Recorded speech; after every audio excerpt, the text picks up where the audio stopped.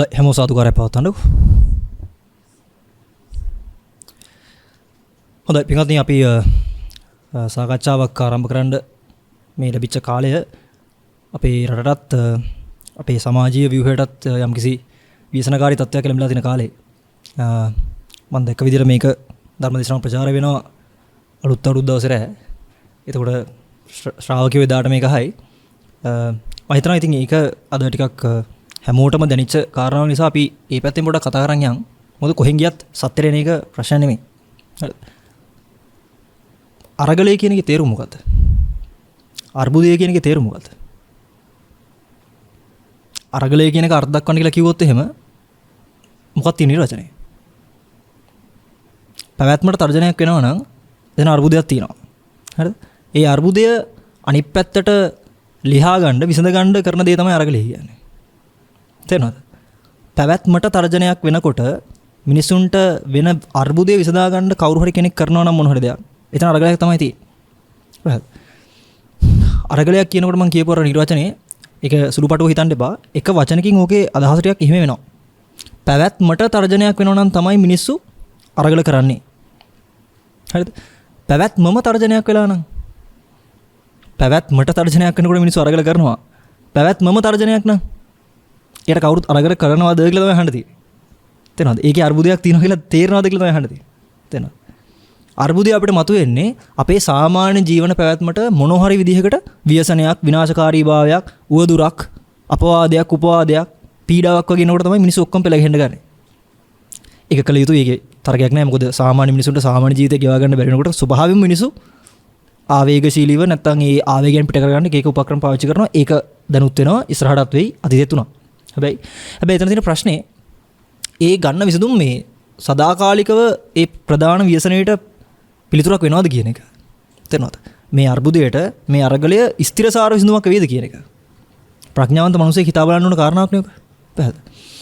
ඒක ඉතින් හොඳට එකක් තේරුම් ගන්න අර බුදුපැන් වහන්සේලා මතක් කරලා තිනවා වගේ සාමාන්‍යයෙන් මේ ප්‍රඥාව කියන එක හැමෝටම පිළිහිටන ධර්මතාවයක් නෙමෙයි. ප්‍රඥාව කියන කොටසෙත් එක එක්කෙනාට සමාජීය මට්ටම් වල විවිධ පරාසනු වෙනස් වෙනවා. හරිද? හැමෝටම එකම විදිහට කියන දේ තේරුම් ගන්නත් බෑ. ඒ වගේම සුළු දෙයක් කිව්ව පමණින් තේරුම් ගන්න පුළුවන් අතිදක්ෂයොත් ඉන්නවා. ඒ කියන්නේ තේරුම් ගන්න බැරි මුග්ධයි කියන මට්ටමත් අතිශයම ප්‍රඥාවන්තයි කියන කට්ටිය අතරේ අපි හැමෝගෙම ජීවිත තියෙනවා. හරිද? එතකොට අර්බුදයකදී මිනිස්සු එක එක්කෙනා අරගල කරන්නේ කෙනාට ආවෙනික විදිහට. කෙනෙක්ගෙන් ගිහිලා આવොත් ඔයාට මොකක්ද තියෙන අර්බුදය කියලා එයා කියන එක නෙමෙයි ඊළඟ එක්කෙනා කියන්නේ. තේරෙනවද? සාමූහික අර්බුදයක් ඇති වුණොත් තමයි මිනිස්සු ගොඩාක් ඒ වෙනුවෙන් අරගලයක් කරන්න එළියට පාට බහින්නේ. හරිද? මෙතනදී හොඳට මෙන්න මේ කාරණා බලන්න අපි බුදුහාමුදුරුවෝ කියලා නමක් නැත්තම් බුද්ධ කියන වචනයක් අද කොහෙන් හරි ඇහිලා තියෙනවා. සහ ධර්මයේ කියන කාරණාව අපිට පොඩ්ඩක් හරි ඉස්මතුලා තියෙනවා. සංඝයා වැඩ ඉන්නවා. ඉතින් ඒ ලැබිච්ච වටපිටාවත් එක්ක අපි දන්නවා බුදුහාමුදුරුවෝ කියන චරිතය ඊටාම විශේෂ චරිතයක් ලෝකේ පහළ වෙච්ච කියන එක. අතිවිශේෂයි කියන තමයි කියන්න තියෙන්නේ. බුදුහාමුදුරුවෝගේ කාලේ බුදුහාමුදුරුවෝ ගිහි ජීවිතය ගත කරනකොට සිද්ධාර්ථ කුමාරවදී උන්වහන්සේ පටන් ගත්ත අරගලේ තමයි අපිත් ඒකට සම්බන්ධ වෙලා මේ විදිහට අරන් යන්නේ තාම. හරිද? ඒ අරගලයෙන් ස්ථිරසාර විසඳුමක් ලැබුණා. ඔය අරගලේ මම පොඩ්ඩක් කියන්නම්. හරිද? සියලු සැපතියෙද්දී සියලු දේවල් නැතයි කියන වචනේවත් අහලා නැහැ කියලා කියන්නේ. එච්චරට පුණ්‍ය ශක්තියක් තිබ්බ කෙනෙක්, එච්චරට ආඩ්‍යයි, එච්චරට අපේ ලක්ෂූරියස් ජීවිතයක් ඒක. හරිද? අතරපැඩ වැඩකාරයෝද, සේවකයෝද, ආරක්ෂකයෝද, මාලිගාද, පොකුණුද එකක් ඕන එකක් නම් කරන්න තියෙනවා. හරිද? ඒ සියල්ල තියෙද්දී අභිනිෂ්ක්‍රමණය කර දෙන්නට ආවා කියලා විහල් දිනවනේ. ඒ කියනකොටත් අපේ ඇඟිලි පිළව යනවනේ එහෙම කරන්නේ කොහොමද කියන එක. ඒක කරන්න පටන් ගත්තේ ඇයි? අර්බුදය දැක්ක හින්දා. අර්බුදය දකින්න පටන් ගත්ත නිමිත්ත කොහෙන්ද ආවේ? සතර පෙර නිමිත්ත දකින්නකොට තේරුණා අර්බුදයක් තියෙනවා. චන්නගෙන් අහනවා චන්න මේ මනුස්සයට මොකද වෙලා තියෙන්නේ? කොටරුල් පොතක් වගේ මේ හැමකට මොකද වෙලා තියෙන්නේ? ඒතර චන්න මොකද කියන්නේ? ස්වාමීන් ඔය ඉන්නේ මහලු වෙච්ච මිනිස්සෙක්. ඒතර සිද්ධාර්ථ කුමාර අනිත් පැත්තට අහනවා චන්න අපිටත් මේ වගේ දෙයක් උරුම වෙනවද? ස්වාමීන් එහෙමයි. ඔබ වහන්සේගේ ඔය තියෙන රත්තරන් පාට කිසිදු ඉරක් පැල්ලමක් නැති හැම ඔය වගේ දවසක එනවා. එදාට මහලු වෙනවා. කුමාරට මොකද හිතෙන්නේ? කමන්නේ නැහැ ඉතින් කොහොමත් මට ඕක උරුම දෙන්නේ කියලා නිකන් ඉන්නේ නැහැ. එතන හිතනවා මට මේක වෙනව නම් කොහොමද මේකෙන් ගැලවෙන්නේ කියලා හොයන්න ඕනේ කියන එක. ලෙඩෙක්ව දකිද්දිත් ඔහොමමයි. මැරෙනවා කියලා තේරුම් ගනිද්දිත් ඔහොමමයි. පැවිදිරුවක් දකිද්දි අර තිබ්බ නිමිත්ත උපනිශ්‍රේ වුණා. ශ්‍රමණ ජීවිතයටපත් වුණොත්, නෙක්ඛම්මයේ පැත්තට ගියොත් මේ තියෙන අර්බුදයෙන් ගැලවෙන්න විදිහක් හොයාගන්න පුළුවන්. අරගලේ පටන් ගත්ත තැන. හරිද? රජමාලිගාවට එනවා අරගලේ උත්කෘෂ්ඨම අවස්ථාව. අර නාටිකාංගනා වගේ ඒ තියෙන විකාර රූපී ස්වභාව දැකලා අන්තිමට රාහුල කුමාරය ඉපදුනා කියන එතනත් ඒ ආපු නිමිත්තත් එතන ආපු උත්තේජනත් ඒ ඔක්කොමත් එක්ක ආර්ය පරිශන සූත්‍රය මතක් කරන්නේ මොකක්ද? හැමෝම අඬා වැළපෙද්දී හැමෝම එපා එපා කියලා කියද්දී හැමෝම අඬනවා වැළපෙනවා යන්න එපා කියලා. ඒත් සියල්ල අතහැරලා දාලා ආවා කියලා කියන්නේ. අරගලේ ඇත්තමයි. ලෝකේ පහළ වෙච්ච අති ශ්‍රේෂ්ඨ අරගලේ නායකත්වය දුන්න උත්තමයන් වහන්සේ තමයි බුදුහාමුදුරුවෝ.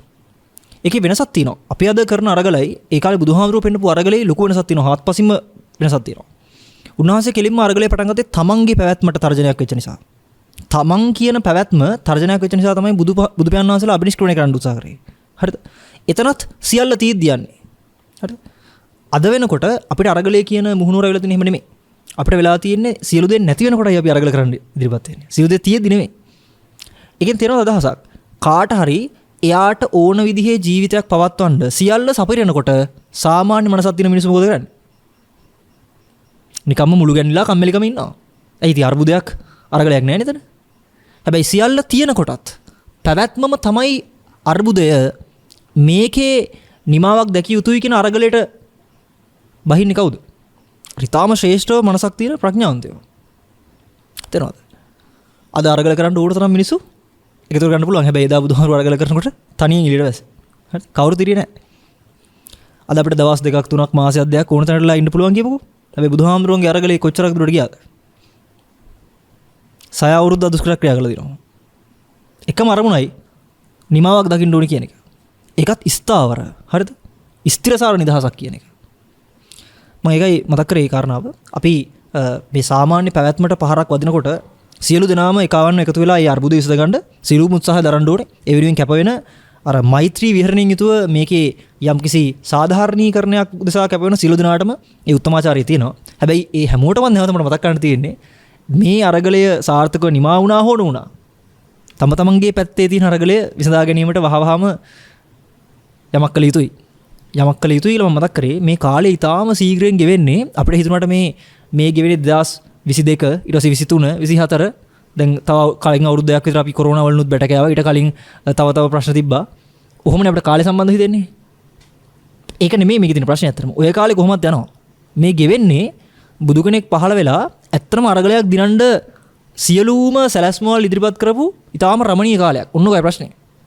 අපිට අමුතුවෙන් සැලැස්මක් නැත්තම් අපිට කිසිම පිඹුරුපත් සැකසීමක් කරන්න ඕනේ නැහැ කොහොමද දිනන්නේ කියලා මේක. සියල්ලෙන් සියල්ල කරලා කියලා නිමා කරලා දේශනා කරලා තියරයි. මෙහෙම කරොත් පුළුවන් කියන එක. හරිද?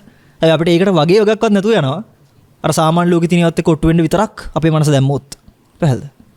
එහෙනම් සියලු අරගල හමුවේ තමන්ගේ පැත්තේ තියෙන අරගලය අර්බුදය මනාව දකින්න උත්සාහ වුණොත් ඒක තමයි මෙවැනි කාලයක තියෙන වටිනාකම. මොකද හැමදාම ලෝකේ යුද්ධ කලකෝලාහල පිකටින් කැම්පේන් සත්‍යක්‍රියා එක ආදී වශයෙන් දේවල් තියෙනවා. ඕක කවදාවත් ඉවර වෙන රවුමක් නෙමෙයි. මුහුදේ රැල්ල ඉවරයක් වෙන්නේ නැහැ නේ. බලන් ඉන්න රැලි ගහනවා. තේනවද? සමහර කාලවලට සුනාමි වගේ රැලිත් එනවා. සමහර දවස්වලට නිශ්චලයි කිසිම රැල්ලක් නැහැ වගේ. ඒක තමයි මුහුදේ හැටි. හරිද?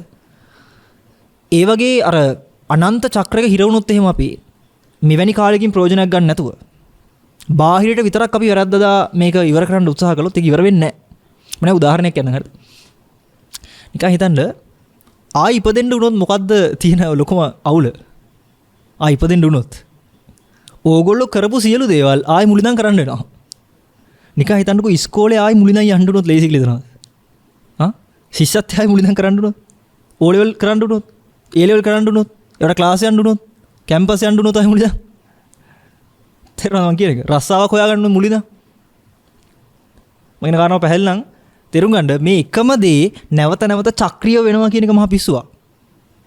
එන විකාරයි මේ වැඩේ. ඒක වැටහෙන්නේ නැත්තේ ඒක නේ පුදුමේ. පොඩ්ඩක් බැලුවා නම් නිසල්මනේ එකම සිද්ධිය දිගට වෙනවා. එකම දේ දිගට වෙනවා. ඒක හරියට පොතේ පිටකවරේ මාරු කරනවා වගේ වැඩක්. නැත්තම් අර හිසේ අමාරුවට කොට්ටේ මාරු කරනවා වගේ වැඩක්. එකම ප්‍රශ්නේ තියෙනවා. හැබැයි අපි මොනවා හරි පැලස්තර විසඳුම් දී ඉන්නවා. බහද? ජාතියක් බේරගන්න අපි අරගල වලට බහිනකොට බුදුහාමුදුරුවෝ ජාතිය වනසන්න අරගල කරලා ඉවර කරා. තේන. ඒ සියල්ලට හේතුව ඉපදෙන එක. හරිද? ජාතියක් බිහිවීම තමයි තියෙන දෝෂේ. ඉනියම් හිතෙන්නේ නැද්ද හිතුවොත් මේ ඔක්කොම ප්‍රශ්න වලට හේතුව ඉපදිච්ච එක කියන එක? පැහැදිලිද? මම ඒක ආපින්ද මම පොඩි කාරණාවක් කියනවා. ඉපදිච්ච නිසා තමයි මේ ප්‍රශ්නේ කියලා අපිට මේ අදහස කිව්වට ඒවට දැන්ටමත් විසඳුම් තියෙනවා. ඉපදෙන එක ප්‍රශ්නයක් නම් ඉපදුනොත් යම් තැනක ප්‍රශ්න නැති ඒ ප්‍රශ්න විසඳනවා වගේ නේද? ඉපදෙන එක තමයි මේ ප්‍රශ්නේ, ජාතිය තමයි ප්‍රශ්නේ. එහෙනම් ජාතියක් හම්බුනොත්, ඉපදීමක් හම්බුනොත් කවදාවත් මේ වගේ ප්‍රශ්න නැති. එතන අවුලක් නැහැ කියලා කෙනෙක්ට හිතන්න පුළුවන් නේද? මතයක් ගේන්න පුළුවන් නේ? ඒ මත නිසා බිහි වෙච්ච දර්ශන තුනතරම් තියෙනවා හොඳේ.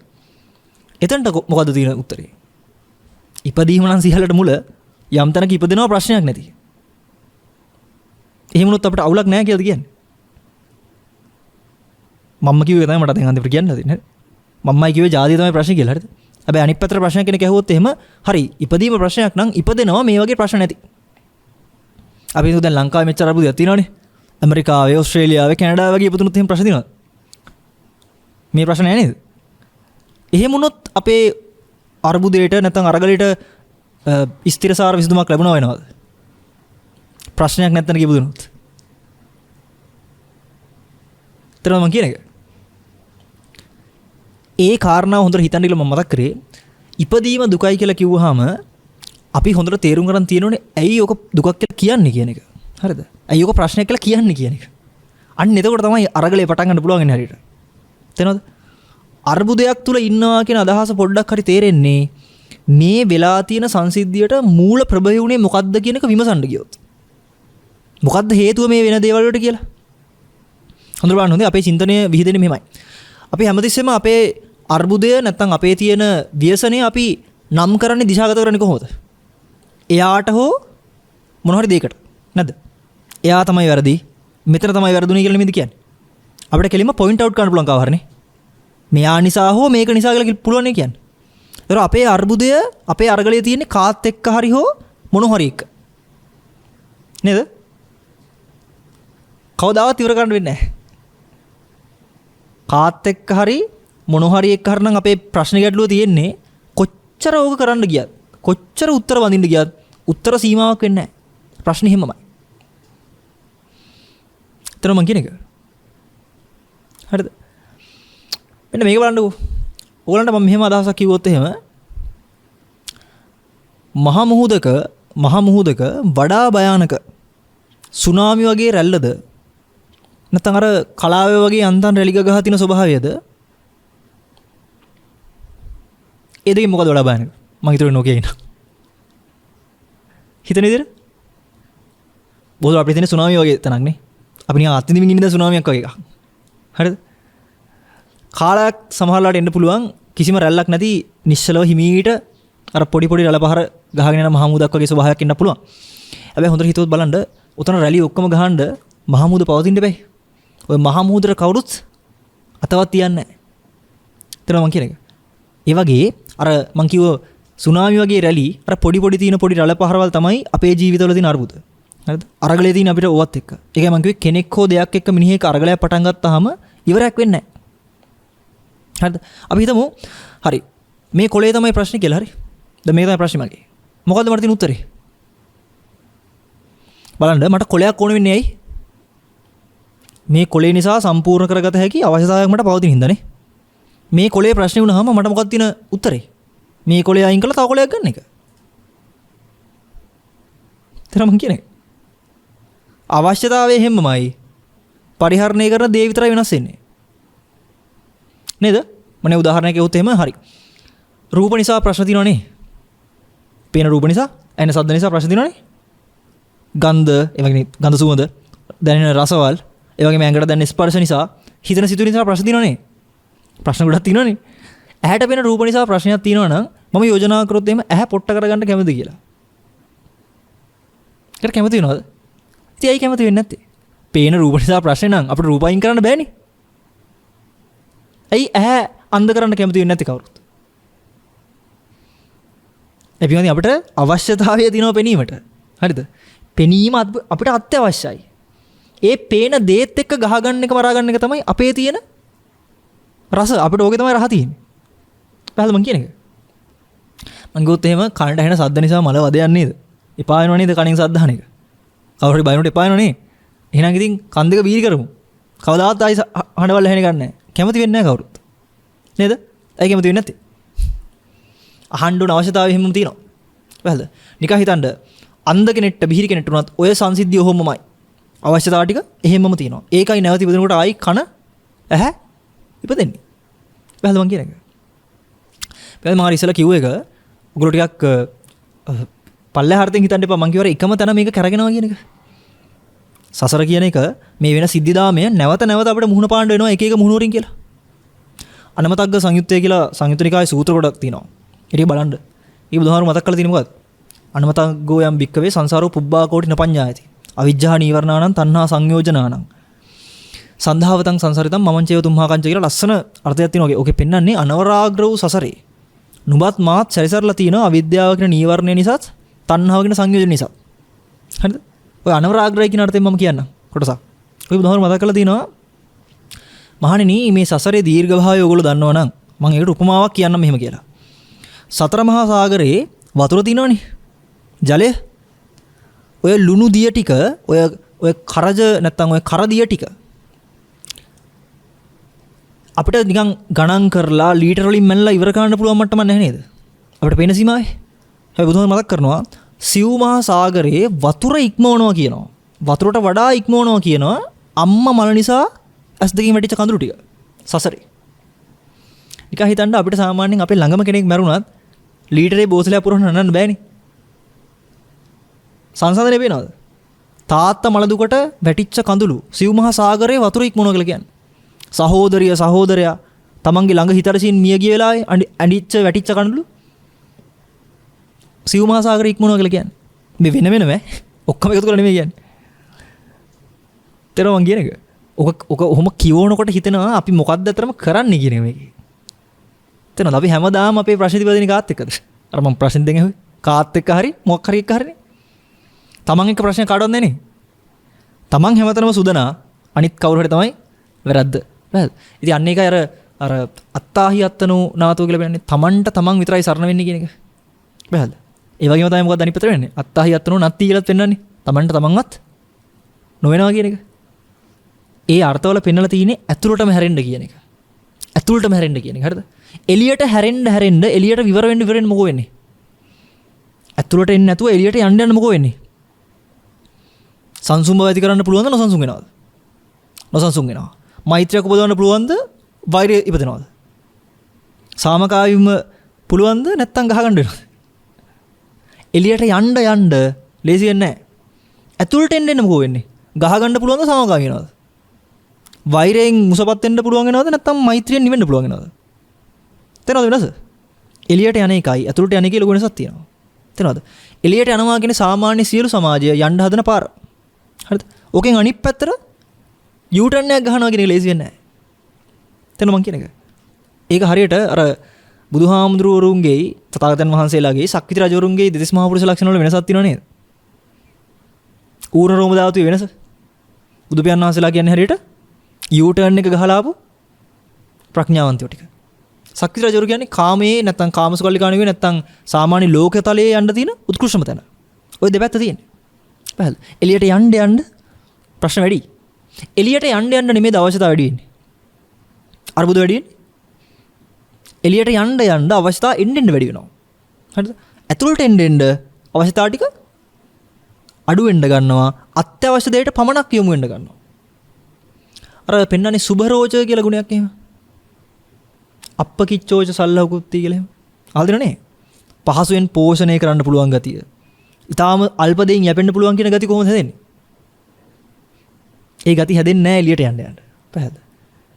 දැන් කෙනෙක් අහන්න පුළුවන් එළියට නොයා ඉන්නේ මොකක් හින්දාද හාඳුනේ කියලා. හරිද? මම මුලින්ම කිව්වා අර්බුදයේ තියෙන අපිත් එක්ක. හරිද? පැවැත්ම අර්බුදයක් හරි. පැවැත්මට තර්ජනයක් වීම නෙමෙයි විතර කතා කරන්නේ. පැවැත්ම තර්ජනයක් දැන්. පැවැත්ම තර්ජනයක් වූ කලී අරගලයේ පටන් ගන්නේ තමන් පැත්තේ. තේරෙනවද?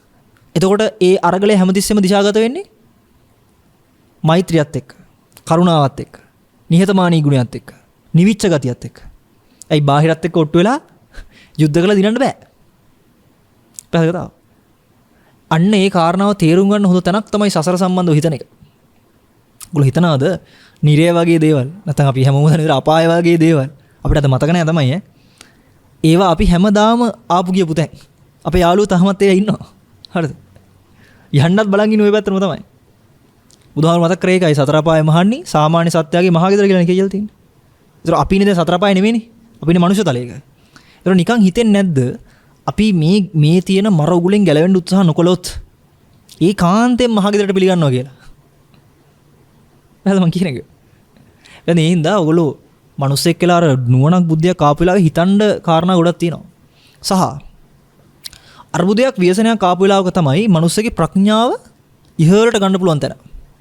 මෝඩයෙක් නම් අර්බුදයකදී වැටිලා නැහිලා යනවා. ප්‍රඥාවන්තයෙක් අර්බුදයකදී නැගිටලා ප්‍රඥාව උඳුන්පත් කරගන්නවා. හොඳට බලන්න සූත්‍ර පිටකය ගත්තාම බුදුහාමුදුරුවන්ගේ දේශනා අහන්න නැත්නම් බුදුහාමුදුරුවෝ කතා කරන්න ආපු බොහෝ පිරිස අර්බුදකාරී අවස්ථාවක පිළිතුරක් හොයාගෙන ආපු කට්ටිය. තේනවද? ඒගොල්ලෝ තම තමන්ගේ අරගල ඉඳලා ඒකට උත්තරයක් හොයාගෙන ආවේ.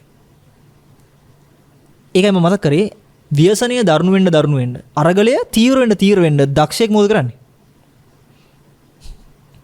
ප්‍රඥාව ඉහළටම ගන්නවා. යකඩයක් වුණත් කොහොමද පන්නර වෙන්නේ? තැලෙන්නනේ. තැලෙනකොට තමයි හොඳටම පන්නර වෙන්න පුළුවන් වෙන්නේ. ඒ වගේ පන්නර කරපු යකඩකින් කියතක් මන්නයක් කඩුවක් පිහක් ඇදුවොත් මොකද තත්ත්වේ? කපන්න පුළුවන් ඕන එක. නේ? ඒ වගේ තමයි. ඒ හින්දා මේ අපිට මුහුණ පාන්න වෙලා තියෙන තත්ත්වය. හරිද? අපි මේ ජීවත් වෙන මේ සමාජයේ නැත්තම් මේ වටපිටාවේ තියෙන අරගලය බැහැර කිරීමක්වත් බාර ගැනීමක්වත් නෙමෙයි කළ යුත්තේ. හරිද? මේ தත්ත්වය වෙන්න හේතුව මොකක්ද කියන එක පරිශීලනය කරන එක. තේනවද? එතකොට අපිට පුළුවන් අරගලයේ සාමකාමීව කරන් යන්න. තේනවද? නැත්තම් අපි මේ අරගලයේ ඇත්ත යථාර්ථය නැත්තම් මේකේ තියෙන හේතුව මූල ප්‍රභේව හොයන්න උත්සාහ නොකරනවා කියන්නේම අපිට මේවට හේතු කියලා පේන්නේ ගාවද? තමන්ව දනුමද? අනුන්වම තමයි. තේරෙනවද? ඒක ලොකු භයානක තත්ත්වයක් වෙන්න පුළුවන්. මොකද ප්‍රඥාවන්ත මිනිස්සු අරගලයක අර්බුදයක ඉස්සරහ හිටියේ නැත්තම් අනිවාර්යෙන් ඒක කෙලවර වෙන්නේ මේ කාපට රතු පාටයිනේ. ඕවා කියලා තමයි. හරිද? එහෙනම් මම මතක් කරේ ධර්මය කියන එක නැත්තම් සත්‍ය කියන එක කෙනකෙනාට වෙන ලේබල් වලින් කියලා වැඩක් නැහැ. තේරෙනවද? කෙනෙක් කියනවා නෑ අපේ ශාස්ත්‍රඥ වහන්සේ පෙන්වුවේ මේක විතරයි හින්දා අපි පිළිගන්නේ මේක. නැත්තම් මුන්නාන්සේ කිව්වේ මේක විතරයි ඒක විතරයි අපි පිළිගන්නේ. එහෙම නෙමෙයි මේක වෙන්න ඕනේ. කාලම සූත්‍රයේ බුදුහාමුදුරුවෝ කාලමැසයන්ට කිව්වේ කාරණා කීපයක්. යමක් කියනකොට පිළිගැනීම හෝ නොපිළිගැනීම මෙන්න මේ සීමාවත් එක්ක බලන්න කියලා. තේරෙනවද? හොඳට බලන්න අපි බොහෝ දුරට අපිව උත්තේජනය කරගන්නේ කවුරු හරි කියපු දෙයක් මත. නැද්ද? හොඳට බලන්න හරිද අපි සෝෂල් මීඩියා පැත්තෙන් පොඩ්ඩක් කතා කරන්න පුළුවන්ද? මොකද අපි හුඟක් ලාවට ඉන්ෆ්ලුවෙන්සර් නේ ඕකෙන්නේ. කවුරුත් තමන්ගේ අතේ ඒ ෆෝන් එකට එන ඒ පෝස්ට් එකක් ආවේ කොහෙන්ද? කවුද හැදුවේ? මොකද්ද හේතුව කියලා හොයනවද කවදාවත්? එහෙම හොයන්නේ නැහැ. තේරෙනවද? මං කියන්නේ බුදුහාමුදුරුවන්ගේ සරණ ගියා නම් බුදුහාමුදුරුවෝ කියන ඒ උත්තමයන් වහන්සේ කෙරෙහි ශ්‍රද්ධා මාත්‍රයක් හරි තියෙනවා නම් යමක් ලැබිච්ච සැනින් බාර ගන්නවා කියන එකක් කරන්නේ නැහැ ප්‍රඥාවන්ත. හොයලා බලනවා. මොකද්ද මේකට පදනම කියන එක? නැත්තම් මොකෝ වෙන්නේ? පසු කාලෙනෝ දුක් වෙන්න වෙනවා. එදා හෙව්වේ නැහැ කියලා. පැහැදිලිද? හොයන්න නැති වෙන්න මොකද්ද අපේ තියෙන අඩුපාඩුව කියන්නකෝ. යමක් ලැබුණාම දුන්න ගමන් බාර ගන්න ඒක තවදුරටත් පරිශීලනය නොකරන අපිට තියෙන අඩුපාඩු නැත්තම් අපේ තියෙන අකුසලයේ මොකද්ද? කුසලතාවයක් එතනට ඇවිල්ලා නැත්තේ මොකක් හින්දාද? කම්මැලිකම නිසා. තේනවද? අපිට හොයන්න හිතෙන්නේ නැත්තේ කම්මැලි අපි. ඒ මහන්සි වෙන්න බෑ. පැහැදිලිද? මහන්සි වෙන්න අපි සාමාන්‍යයෙන් කැමති නැහැ. ලැබෙන දේ බාරගෙන ඉන්න තමයි කැමති.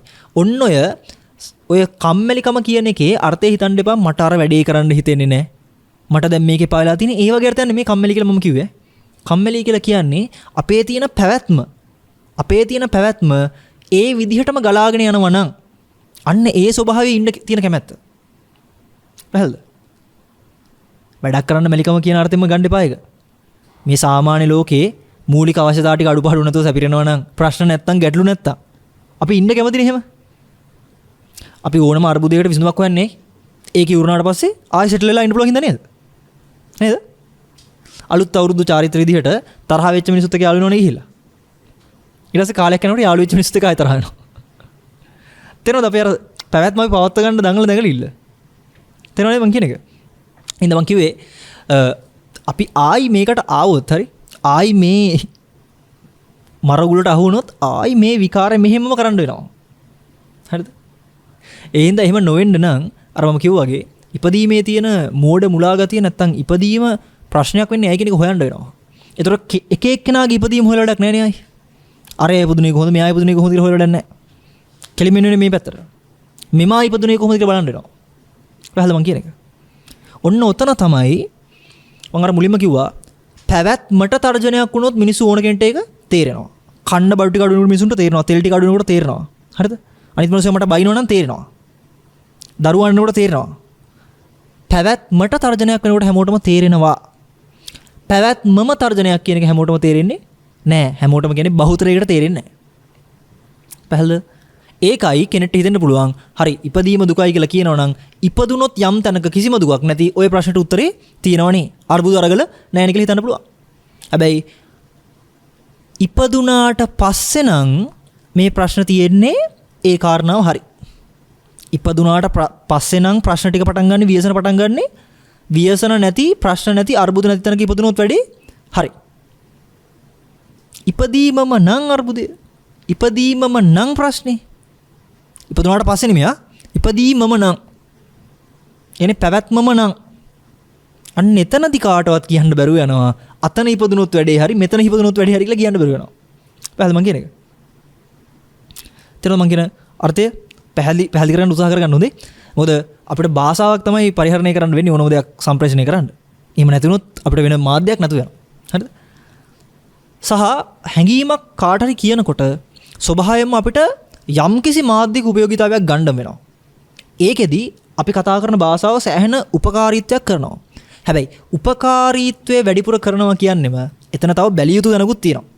ඒ මොකද මට තියෙන හැඟීමක් මම කියන්නේ දෙවනි මාධ්‍යයක් වන භාෂාවෙන්නේ. ඒ භාෂාව තම තමන් අර්ථ ගන්න විදිය තම තමන්ගේ අත්දැකීම් වලට අනුරූප වෙන්න පුළුවන්. පැහැදිලිද? ඒකේ අර්ථය මොකක්ද? භාෂාව කියන්නේ හුදෙක්ම උපමාර්ථයක් තියෙනවා. අම්මා කියලා කිව්වොත් අපි සිංහල භාෂාවෙන් අම්මා කියලා කිව්වොත් අපි ඒකට නැන්දා නංගි ඒ වගේ අර්ථ ගන්න නැහැ නේ. අම්මගේදී මම දන්නවා කවුද? අපේ අම්මා. කියන්නේ කුස දීලා මෙලොවට බිහි කරපු අම්මා කියන එක අපි දන්නවනේ අර්ථයෙන්මනේ. හැබැයි අපි දෙමළ සහෝදරයෙක්ගේ ගෙදරක ගිහිල්ලා එහෙම අම්මා කියලා කිව්වොත් ඒ ටිකක් වෙනස් වෙනවා. තේරෙනවද? එකම වචනේ හැංගීම් අරගන්න විදිහ වෙනසක් තියෙනවා. පැහැදිලිද මං කියන එක? අනයි. එතකොට මේ භාෂාවල මේ වචන කියලා කියන්නේත් උපමාර්ථ. හරිද? ඒකයි අම්මා කියලා කියනකොට මම අදහස් කරපු හැඟීමම ඉස්සරහට ගියොත් තමයි හරියන්නේ වැඩේ. නැත්නම් අම්මා කියන වචනෙන් තමන්ගේ හැඟීම ගත්තොත් එතකොට එන්නේ වෙනම අර්ථයක්. පැහැදිලිද ඒක? එහෙනම් එකක් තේරුම් ගන්න භාෂාව විශ්වාස කරනවා කියන එක 100%ක් කර යුතු දෙයක් නෙමෙයි. මොකද භාෂාව තියෙන්නේ උපමාර්ථයක් උල්පන්න. ඒකයි ඒක පාලමක් කියලා කියන්නේ හොඳේ. දැන් මං අර්බුදය අරගලයේ ව්‍යසනය ඕම ගත්තනේ වචන. දැන් සමහරවිට මේක අහන කෙනෙක් කල්පනා කරන්න පුළුවන් හාමුදුරුවෝ කතා කරන්නේ මොන අර්බුදය ගැනද කියන එක. ඇයි තියෙන අත්දැකීම් එක්ක අර්බුදය කිව්ව ගමන් ව්‍යසනය කිව්ව ගමන් අරගලයේ කිව්ව ගමන් අපිට මතක් වෙන්නේ වෙනම එකක්. තේනද? මම ඒකයි කිව්වේ. එතකොට අර්ථය හරියට අවබෝධ නොවෙනකොට ආයි ව්‍යසනයක් එනවා. ඇයි මොකද්ද කියලා තේරෙන්නේ නැහැ. අන්න එකයි මම කිව්වේ තමන්ගේ පැත්තේ තියෙන අර්බුදය ලියා ගන්න තමන්ගේ පැත්තේ තියෙන ව්‍යසනයෙන් ගැලවෙන්න අපි භෞතිකව යම් මට්ටමකට ස්ථාවර වෙන්න ඕනේ. හරිද? මම ඒකයි කිව්වේ අද වෙනකොට කවුරුන් හෝ කෙනෙක් මොනවා හරි විදිහකට මේ ඇතිලා තියෙන තත්ත්වය මැඩපවත්වන්න සාමකාමීව යම්කිසි අපි කියන්නේ ස්ට්‍රැටජිකලි මේක හැන්ඩල් කරනවා කියලා. යම්කිසි සැලැස්මකට අනුව මේ දේ කරනවා නම් ඒගොල්ලෝ ඇත්තටම අර භෞතිකයේ ස්ථාවර කරන්න තමයි උත්සාහ කරන්නේ. හරිද? ඒ ස්ථාවරත්වය තමයි මිනිස්සෙක්ව තමන්ගේ පැත්තට හරවන්න උපනිශ්‍රය දෙන්නේ. තේරෙන්නේ මෙහෙම කිව්වොත් ඛණ්ඩ ටික නැත්තම් කවුරුවත් කියන එකක් අහන්න අපේ කන් යොමු වෙන්නේ නැහැ. හරිද? ඇඳුම් බැලඳුම් නැත්තම් සත්‍යයක් නෙමෙයි බුදුහාමුදුරුවෝ වැඩලා හැපැත්තේ ධර්ම දේශනා කරත් කවුරුත් එහෙම උත්සුක වෙන්නේ නැහැ. බෙහෙත් ටික නැත්තම් අමාරුයි.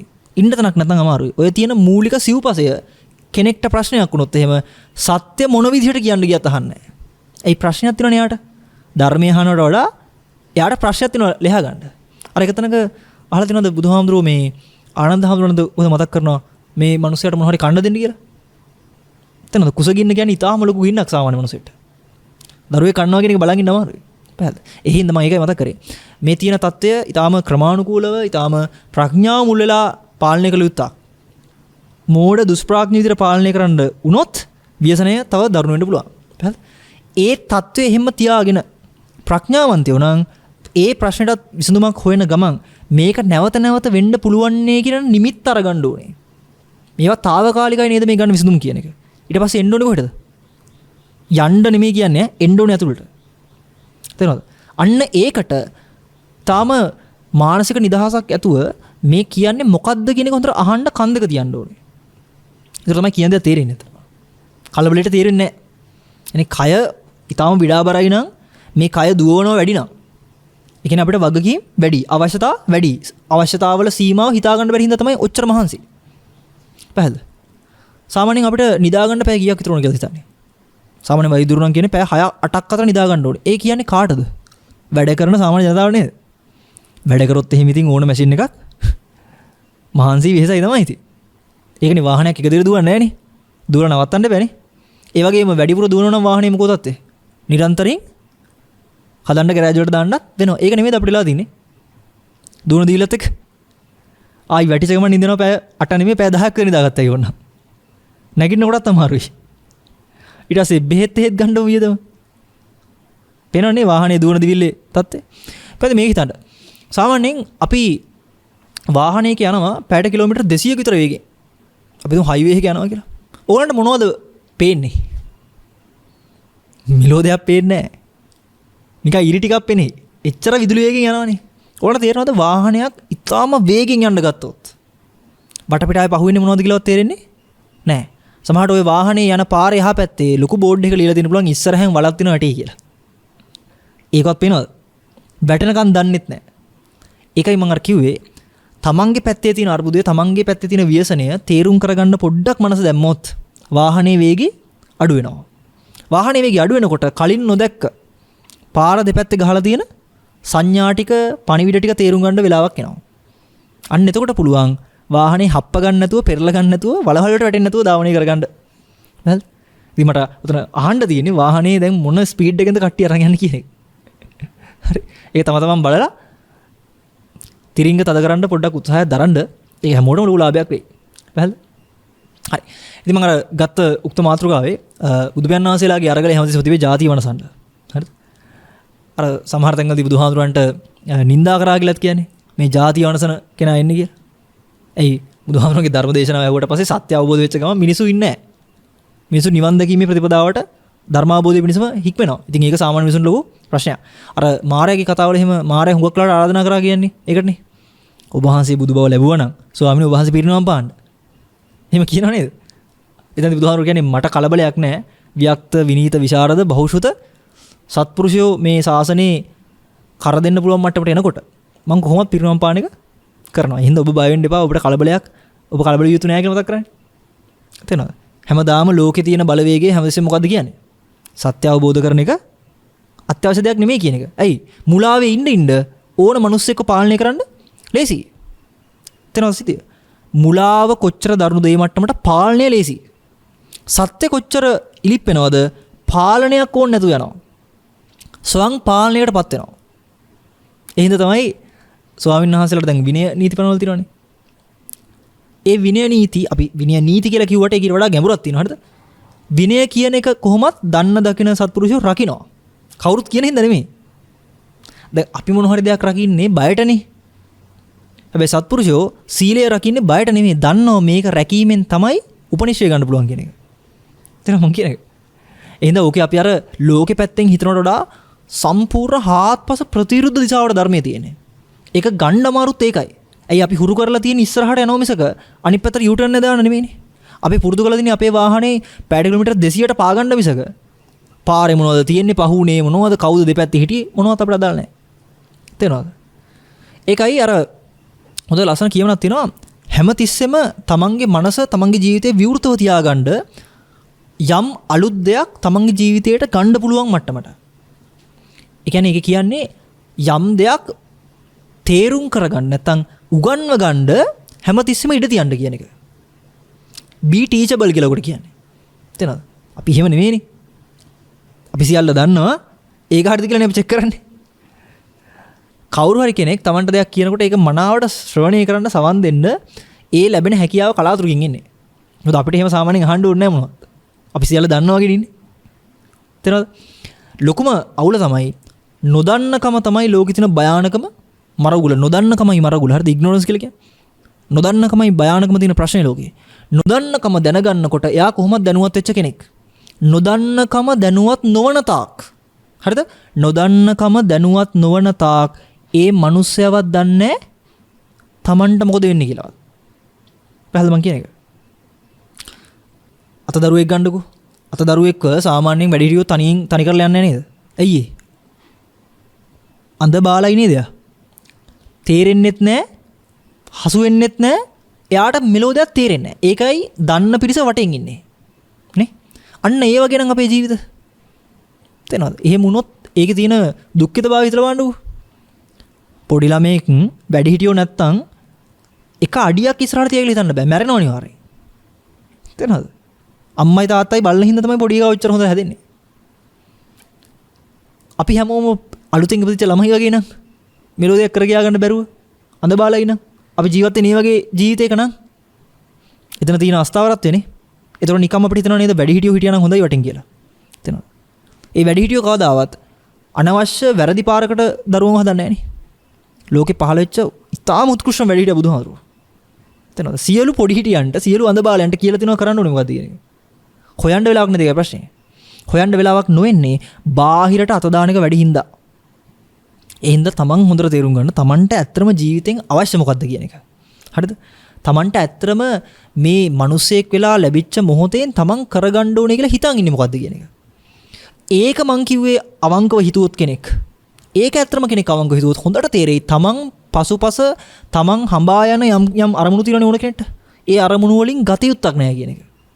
ඇත්තම තමන්ට මොකක්ද ඕනේ කියලා හිතුවොත් නැත්තම් ඔය හිතෙන්නේ නැහැ. හරිද? උදාහරණයක් උත්තේ. දැන් ඔන්න ඉගෙන කාලේ අපිට කියනවා දොස්තර කෙනෙක් හරි ඉංජිනේරු කරේ වෙන්න කියලා. අපි ආයි ප්‍රශ්න කරන්නේ නැහැ නේ. හා කරන්න කියලා කරනවා. ඊට පස්සේ අපෙන් කවුරු හරි මල්ලි කෙනෙක් කරන්න ඉගෙන කරේලොත් මොකද්ද හොඳ කරන්න? අපි කියන්නේ තරකමයි. බැරි වෙලාවත් කවුරු හැවුවොත් ඇයි මං ඒක කරන්න ඕනේ කියලා. උත්තර නැතු යනවා. දැන් මට කියන්න පුළුවන්ද හරි ඉංජිනේරුවෙක් වුණොත් එහෙම ආර සතුටින් ඉන්න පුළුවන් කියලා? බෑනේ. අන්තිමට තේරෙනවද තමන්ගේ පැත්තට ප්‍රශ්න දාගෙන ඉනකොට ඉස්සරහට උත්තර දෙනකොට ප්‍රශ්න නෑ අපිට. ඉංජිනේරුවෙක් වයන් එච්චරයි. ආයෙ කතාවක් නෑ. එයා ඇහුවොත් එම උනාට පස්සේ මොකද උනේ? මට නෙන්නේ දැන්. උත්තර නැතු යනවා. පැහැදිලිද මං කියන්නේ? ඒ හින්දා දර්ශනයක් කියන එක හැමතිස්සෙම කැරගෙන්නේ තමන්ගේ පැත්තට. හරිද? ඉස්සරහට නෙමෙයි. තමන්ගේ පැත්ත සුද්ධ වෙන්න මොකෝ වෙන්නේ? සමස්ත වපසරියම ශාන්තියටපත් වෙනවා. අපේ හිටපු තාම උත්කෘෂ්ඨ අග්‍රගණ්‍ය සංඝ පීතෘන් වහන්සේ නමක් මඩිහි පඤ්ඤාසිය ලොකු හාමුදුරුවෝ. ලොකු හාමුදුරුවෝ ඊටාම රමණීය කියපු කියමන් කිහිපයක් තියෙනවා. ඒ මතකේ රැඳිච්ච හොඳම කියමන තමයි කවදාවත් කලබල වෙන්න එපා ලෝකේ හදන්න. ඒක කරන්න වෙන්නේ නැහැ. තමන් හැදෙන්න ලෝකේ ස්වභාවයම හැදෙයි කියන එක. හරිද? ඒක ඊටාම රමණීය රන් වැකියක් හැමෝම මතක තියාගත යුතු. කවදාවත් අනුන්ව හදලා අපිට මේක ගොඩ යන්න වෙන්නේ නැහැ. ඒක හරියට අම්මා කෙනෙක් ගැන හිතන්න දරුවෝ 5 දෙනෙක් විතර ඉන්න. අපි තුමු නිවුන්නු ඉන්නවා කියලා 5 දෙනෙක්. එකම දවස් ඉපදුනේ එකම විතර ඉන්නේ හරි. ඊ පළවෙනි කෙනා අඬලා කෑ ගහ අඬනකොට හරිද මෙයාව නලවලා අනිත් පැත්ත හැරෙන්න කලින් ඉතුරු 4 දෙනා කෑ ගහනවා. දැන් මෙයාව නලවලා ඉතුරු 4 දෙනා නලවන්න යන්නේ. දෙවෙනියා නලවනකොට මොකෝ වෙන්නේ? දෙන්නෙක් නලවලා 3 දෙනෙක් කෑ ගහනවද? එහෙම නෑනේ. දෙවෙනියා නලවලා ඉවරනකොට 4 දෙනෙක් ආයෙ කෑ ගහනවා. දැන් මම කියන්නේ. අර ඔටුවන් ඉඳවීම ගැන අහලා තියෙනවද දන්නේ නැහැ. ගුරුවරයෙක් දුන්නලු මනුස්සයෙක්ට පොඩි උපක්‍රමයක් ලෝකේන තේරුම් ගන්න. එයාලන් හිටියා ඔටුව රංචුවා. කිවලු උදේ වෙනකොට පුළුවන් නම් මේ සියලු ඔටුව ටික ඉඳවන්න කියලා. වැලිගොඩේ. ඉතින් මනුස්සයා කල්පනා කරා පුළුවන් නේ. කාලයක් තිස්සේ අඳුරන කට්ටියනේ. සමහර ඔටුවන්ට කියන්න කලින්ම ඉඳ ගන්නවා. සමහරුන් ඉඳ ගන්නෙම නැහැ. සමහරුන් ඉඳන් ඉන්නවා වගේ වෙලා නැගිටිනවා. පැහැදිලිද? ඔය තුන් කොටස හැමතැනම තියෙනවා. පැහැදිලිද? ඒක මතක කරේ ලෝකේ තියෙන ආදීනවේ පොඩ්ඩක් හරි මෙනෙහි කරන්න ගත්තොත් කෙනෙක්ට තේරෙනවා මේකත් එක්ක කොට්ටුලා හරියන්නේ නැහැ හැරෙන්න ඕනේ කියන එක. එහෙම හැරිච්ච කෙනාගේ ස්වභාවය මොකද්ද? එයා ආත්මාර්ථකාමීද පරාර්ථකාමීද? එයා ස්වභාවයෙන් පරාර්ථකාමී.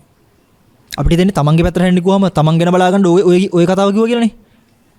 කෙනෙක් කිව්වම තමන් ගැන හොයාගන්න කිව්වම ඒතකොට මොකද්ද සාමාන්‍යයෙන් අපිට දෙන්නේ? ඒ කියන්නේ අනිත් මිනිස්සු ගණන් ගන්න දෙයක් නැහැ. අපි තමන්ගේ වැඩේ කරන් ගියනම් හරි. ඒකට කියන්නේ ආත්මාර්ථකාමී කියන එක. හරිද? එයා තමන්ගේ ආත්මයට අර්ථයක් කරගන්න බව ඇත්ත. ඒක පරාර්ථ චර්යාවෙන් වෙන්නේ. පැහැදිලිද? පැහැදිලිද මං කිව්ව එක? බෝධිසත්ව චරිතයක් ඉස්මතු වෙන්නේ තමන් ගැන හොයන්න ගවේෂණය පටන් ගත්තොත්. අනුන් ගැන හොයන්න ආත්මාර්ථය ඇති වෙනවමයි. ආත්මයට අර්ථයක් වෙන්නේ නැහැ. ආත්මයට අනර්ථයක් වෙනවා. අනුන් ගැන පස්සේ දුව හොයන්න ගත්තොත් අනර්ථකාරී ආත්මාර්ථකාමීත්වය එනවා. පැහැදිලිද? පරාර්ථයේ විහිවෙන්නේම නැහැ. හොඳට බලන්න අපි අනුන් ගැන හොයමින් මොකක්ද අතරම කරන්නේ කියලා. අනුන් ගැන හොයමින් කරන්නේ මොකද? තමන්ගේ පැත්ත නිවන එක නෙමෙයි ආ. තමන්ගේ පැත්ත තව ව්‍යසනයකට අර්බුදයටපත් කරන එක. කෙනෙක් දිහා දැක්කම මට දෙන්නේ මොකද? මිනිහට තියෙනවා මට නැහැ. මට තියෙනවා යාට නැහැ. ওই ටික නෙමෙයි දෙන්නේ. අපි හැමස්සෙම මේ පැත්ත විශ්ලේෂණය කරන්න මොකෝ වෙන්නේ? මේ පැත්ත ගොඩ වැටෙනවා. මේ පැත්ත විස්තර කරන්න මොකෝ වෙන්නේ? තින ටික ඔක්කොම අඩු වෙලා යනවා. පැහැදිලිද මං කියන එක? Tamanට අසනීපයක් තියෙනවා නම් අපි අනිත් කට්ටියට බෙහෙත් කරන්න ගියා කියමු. මොකෝ වෙන්නේ? මේ පැත්තේ අසනීපේ හොඳටම වැඩි වෙනවා. අසනීපේ තමන්ගේ පැත්තේ තියෙන කියලා බෙහෙත් මේ පැත්තට බොන්න ගත්තොත් අනිත් කට්ටියගේ කට රුබන් නැතුව මේ පැත්තේ අසනීපේ සනීප වෙන්න ගන්නවා. පැහැදිලිද මං කියන එක? හරි. ඔන්න ඔය අසනීප සනීප කරගන්න අපිට රෝගේ මුල හොයාගන්න බෑ ටිකක් නේද? ඒක තමයි මතක කරගන්න ජාතිය කියන කොටස. කියන්නේ ඉපදෙනවා කියන එකේ ප්‍රශ්නයක් තියෙනවා කියන එක. හරිද? හොඳට බලන්න. ඉපදෙනවා කියන එකේ අපිට අර්ථය ගන්න මෙහෙම තරකින් පටන් ගත්තොත් ලේසි මට හිතෙන්නේ. ඉපදෙන්න වෙන්නේ ඇයි අපි දන්න විදියට? නැවත ඉපදෙනවා නම් අපිට ඉපදෙන්න තියෙන හේතුව මොකද්ද කියන්නේ? අපිට තේරෙන මට්ටමට ඉපදෙන්න තියෙන ප්‍රධානම හේතුව තමයි අපිට දේවල් තියෙනවා තාම අත්පත් කරගන්න බැරි වෙච්ච. ඒ වගේම දේවල් තියෙනවා අපිට තව තවත් බලන්න අහන්න හිතෙච්ච. ඒ වගේම දේවල් ටිකක් තියෙනවා අපිට මොනවද? අහගන්න බැරි වුණානේ බලාගන්න බැරි වුණානේ කියලා. ඒ ටික බලන්න අහන්න අපිට තව අවස්ථාවක් ලැබෙනවා හොඳ නැද්ද? තේරෙනවද මං කියන්නේ? නැවත ඉපදෙන්න ප්‍රධාන හේතුව තමයි අවශ්‍යතාවයක් තියෙනවා පිරිච්ච නැති. හරිද? අන්නේ අවශ්‍යතාවය කොච්චර දුරට තියෙනවද? ඒ මට්ටමට ඉපදීම අනිවාර්යෙන් වෙනවා. හරිද? දැන් මම හිතන්නේ කවුරුත් කැමති වෙයි කියලා දුකක් විඳින්න ඉපදෙන්න. අපි හැමෝගෙම යටිහිතේ තියෙන අදහස තමයි අපේ තියෙන මූල අදහස තමයි ඉපදෙන්න ඕනේ සතුටින් ඉන්න කියන එකට නේ. මට මෙන්න මේක කියන්නකෝ. උදාහරණයක් කියන්නද? අපි හිතමු මේ අම්මට දියවැඩියාව තියෙනවා නම් ඉපදෙන දරුවට දියවැඩියාව හැදෙන්න බැයිද පුළුවන්ද? උපමාවක් ඈ පුළුවන් අනිවාර්යෙන්. නැත්තම් අම්මගේ තියෙන DNA කොටසම නෙමෙයිද දරුවටත් ආයි ඉස්සරහට යන්නේ. අම්මගේ හැඩරුව යම් ප්‍රමාණයක් හරි දරුවට යනවනේ දෙක නවත්තන්න බෑ නේද? ඒ වගේ ඉපදීමෙන්නේ අපිට සතුට ලැබෙනවද නැද්ද කියන එක පටන් ගන්නනේ. සතුටින් ඉන්නවද නැද්ද කියන එක පටන් ගන්න ඉපදුනොත්. ඉපදෙන තැනම තියෙන්නේ දෝෂයක් නම් ඉපදෙන තැනම තියෙන්නේ ප්‍රශ්නයක් නම් සතුටෙන් ඉන්නවා කියලා හිතන් ඉන්න එක හිතුලුවක් කියලා තේරෙනවද? ඇයි හොඳට බලන්න සතුට 100%ක් ලැබෙනවා නම් කිසිම අඩුපාඩුවක් වෙන්න බෑ.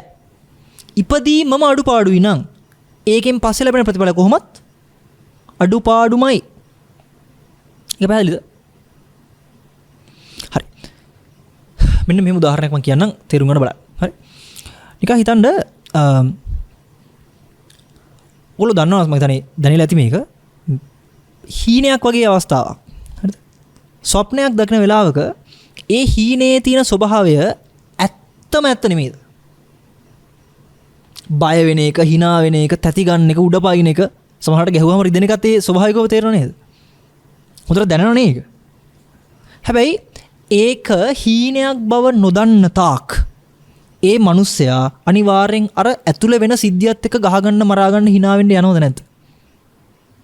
ඒක පැහැදිලිද? හිතන්න නිකන් චිත්‍රපටයක් නාට්‍යයක් සින්දුවක් බලනවා කියලා. ඒ වගේ වෙලාවක තව ක්‍රිකට් මැච් වගේ බලනවා. ඒ වගේ වෙලාවට අපි දන්නේම නැතුව අපිට අප්පුඩි ගහනවා, hina යනවා, කඳුළු වෙනවා ඔක්කොම වෙනවනේ. ටීවී එකක් දිහා බලාගෙන කොහොමද කඳුළු වෙන්නේ? ඈ? ටීවී එකක් දිහා බලාගෙන කොහොමද කඳුළු වෙන්නේ කියන්නේ? උත්තරේ ගත්තයි. ටීවී එකක් දිහාගෙන කඳුළු වෙන්නේ බලන්නේ ටීවී එකක් කියලා අමතක වෙන හින්දා. හරිද මං කියන්නේ? ටීවී එකක් බලන්නේ කියලා අමතක වෙච්ච ගමන් මොකද වෙන්නේ? ඒක ඇත්තමයි. හොර වන් මං කියන එක. කෙනෙක්ට ලොකු විශාල තිරයක. හරිද? අපි හිතමු කෙනෙක් මරණ දර්ශනයක්, කෙනෙක්ට දුක හිතන දර්ශනයක් පෙන්වනකොට මිනිස්සු අඬනවනේ. හොර මට හිතලා කියන්න මේක. S2 අරනකොටම යාට පේන්නේ තිරයක් ඇතුලේ වෙන චිත්‍රපටියක්ද නැත්නම් මිනිස්සෙක්ට ඇති වෙන දුකක්ද? මිනිස්සෙක් දුක් විඳින එකද යාට පේන්නේ? මොකද පේන්නේ? තිරේ නෙමෙයි පේන්නේ ඈ. කෙලින්ම දුක් විඳින කෙනෙක්ව හම්බෙන්නේ. දැන් මොකෝ වෙන්නේ ඉතින්? දැන් ඉතින් Tamanට දුක නොහිතනො පුදුමයි. හරිද? ඉපදීමේ දෝෂය ඔන්නෝ තමයි. හරිද? දැන් මේකෙන් මෙහෙම ගන්න එපා හරිද? ඉපදුනාට කමක් නැහැ. ඇත්තම මිනිස්සු හම්බ වෙනවා නම් චිත්‍රපටි හම්බ නොවි ඇත්තම මිනිස්සු හම්බ වෙනවා නම් ඉපදුනාට කමක් නැහැ කියන එක නෙමෙයි මං කිව්වේ. හරිද? දැන් කෙනෙක් ඒක හිතන්න පුළුවන් එහෙම. මොකද මේ ඔක්කොම නිකන් පේන චිත්‍රපටියක් වගේ. මේ චිත්‍රපටි තියෙන හින්දා තමයි අතරම මේ ජාතිය දුකයි කියලා කියන නැත්තේ. ඒ හින්දා චිත්‍රපටි නැති චිත්‍රපටියක් වගේ නැති ඇත්තම ලෝකෙ ඉපදුනා නම් හරි කියලා හිතන්න පුළුවන් නේ. ඉපදෙනවා කියන ස්වභාවයම අර තිරේ ඇතුලේ තියෙන්නේ. පැහැදිලිද මං කියන එක? අපිට හිතෙන්නේ චිත්‍රපටියක් බලනකොට ඇඬෙන්නේ එතන ඉන්න කෙනා ඇත්ත වෙලා චිත්‍රපටිය අමතකුණා කියන එකනේ. ඒ තමයි උපමාව. යථාර්ථය මොකද? උපමාවේ අදහස කියමු මොකද? ඔය අපි බලන අහන හිතන පතන සියලු ටිකම චිත්‍රපටිය ඇතුළේ නම් වෙන්නේ. කියන්නේ පින්වත්නි අපි හිතමු මෙන්න මේක තමයි තිරය. හරි? මෙයා තමයි චිත්‍රපටිය බලන කෙනා. දැන් මොකද වෙන්නේ? මෙයායි තිරයයි අතර වෙනසක් තියෙනවානේ. එයාට ඕන්ලාක තේරුම් ගන්න පුළුවන් නේ ආ මම මේ බලන චිත්‍රපටියක්. ඒ තිරේ පේනවනේ හොර බැලුවොත්. හැබැයි මෙහෙ මොනවද මොකද? මේ ඉන්න කෙනා මේක ඇතුළේ නම් ඉන්නේ. තන මං කියන එක. චිත්‍රපටියක් Tamanට බාහිරව පේනකම් ඕන කෙනෙක්ට එක එක දේවල් හිතන්න පුළුවන්. මේක චිත්‍රපටියක් නේ, මේක බොරුවක් නේ, මේක මුලාවක් නේ, මට අමතක වුණානේ. ඔක්කොම ඉතයි. ඒ සියල්ල වෙන්නේ චිත්‍රපටිය ඇතුලේ නම්. දැන් මොකද ඇත්තේ? දර ඉපදීමම චිත්‍රපටිය ඇතුලේ නම් තියෙන්නේ. දැන් මොකද්ද ඔයගොල්ලෝ කියන්නේ මේකේ? එතන මම එකයි කිව්වේ ඉපදීමම දෝසයි කියලා බුදුහාමුදුරු මතක් කරලා තියෙන්නේ. ඉපදුනාට පස්සෙන දුක් ටික නිසා නෙමෙයි. හරිද? ඉපදෙන්න තැනම තියෙන්නේ මෝඩකම නිසා. පැහැදිලිද? චිත්‍රපටයක් ඇතුලේ ගහ ගන්නකොට ඒක ඇත්ත කරගන්නවා කියන්නේ ඒකට මුලාවට පත් වෙනවා කියන තරම් අසරණ භාවයක් හොයන්න පුළුවන්ද? බෑ. මම දෙන්නට උදාහරණ කියන්නම්. හරි. මේ විතර මම නිකමට කියනවා මේ තියෙන කෝප්පය ඇතුලේ දෙයක් තියෙනවා කියලා. හරිද? මේ කෝප්පය ඇතුලේ දෙයක් තියෙනවා කියලා. ඔයගලන්ට පේන්නේ නැහැ නේ. දැන් මොකද කරන්න කියන්නේ ඔයගොල්ලෝ? හැමනේ යාළුවන්ට කියනවා හාමුදුරුවෝ කිව්වා ඒක ඇතුලේ මාර වටින දෙයක් තියෙනවා කියලා. ඔන්න දැන් විස්තරය යනවා. ගොසිප් එක යනවා. දැන් මොකද වෙන්නේ? ඔය විස්තරේ ගොසිප් එක ගිහිල්ලා මට මායි දවසක කවුරු හරි කියයි නේද? හාමුදුරනේ ඉදාර මේ කෝප්පය ඇතුලේ තිබ්බ දේ මම බලන්න ආවා කියලා කියයි නේද? හොඳට බලන්න මං කියන්නේ හරිද? කෝප්පය ඇතුලේ තිබ්බ දේ බලන්න කොහෙන් හරි කෙනෙක් එයිනේ. ඒක උනේ කොහොමද? මම කිව්වා මේක ඇතුලේ දෙයක් තියෙනවා කියලා. ඒක පැතිරලා ගියා විස්තරේ. දැන් කෙනෙක් හොයන් එනවා මේක බලන්න. මම මේ කෝප්පය අරලා මම පෙන්නනවා කොහොම. මොකද්ද වෙන්නේ? මට මේ කෝප්පේ පෙන්නන අමාරු මේක වතුර තියෙන ඉඳලා. හරිද? නිකන් මේ කෝප්පේ කියලා හිතන්නකෝ මේක. මේක පෙන්නුවොත් මොකද්ද මේ ඇතුලේ තියෙන්නේ? මොකද? මොනවත් නැහැ නේද? ඕක තමයි බොහෝ දුරට උත්තරේ ගන්නෙ.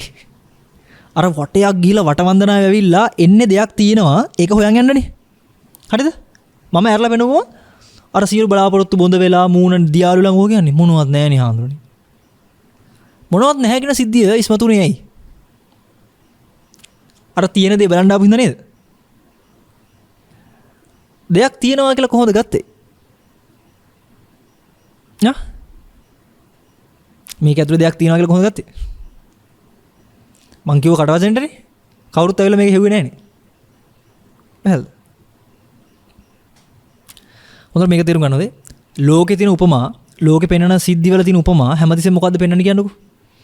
තියෙන දෙයක් නැහැයි කියන එක. ඒ තමයි ඉස්සෙල්ලා උනේ මං කියපු උදාහරණේ.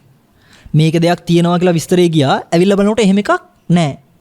එතන මං කිව්වේ දෙයක් තියෙනවා දැන් ඒක නැහැ කියලා අපිට එන්නේ නේ. තියෙන දේ නැති වුණා කියලා අපිට එන්නේ අදහස. මම අහන්නේ තියෙන දේ නැති වුණා කියන එක නෙමෙයි මෙතන බලන්න තියෙන්නේ.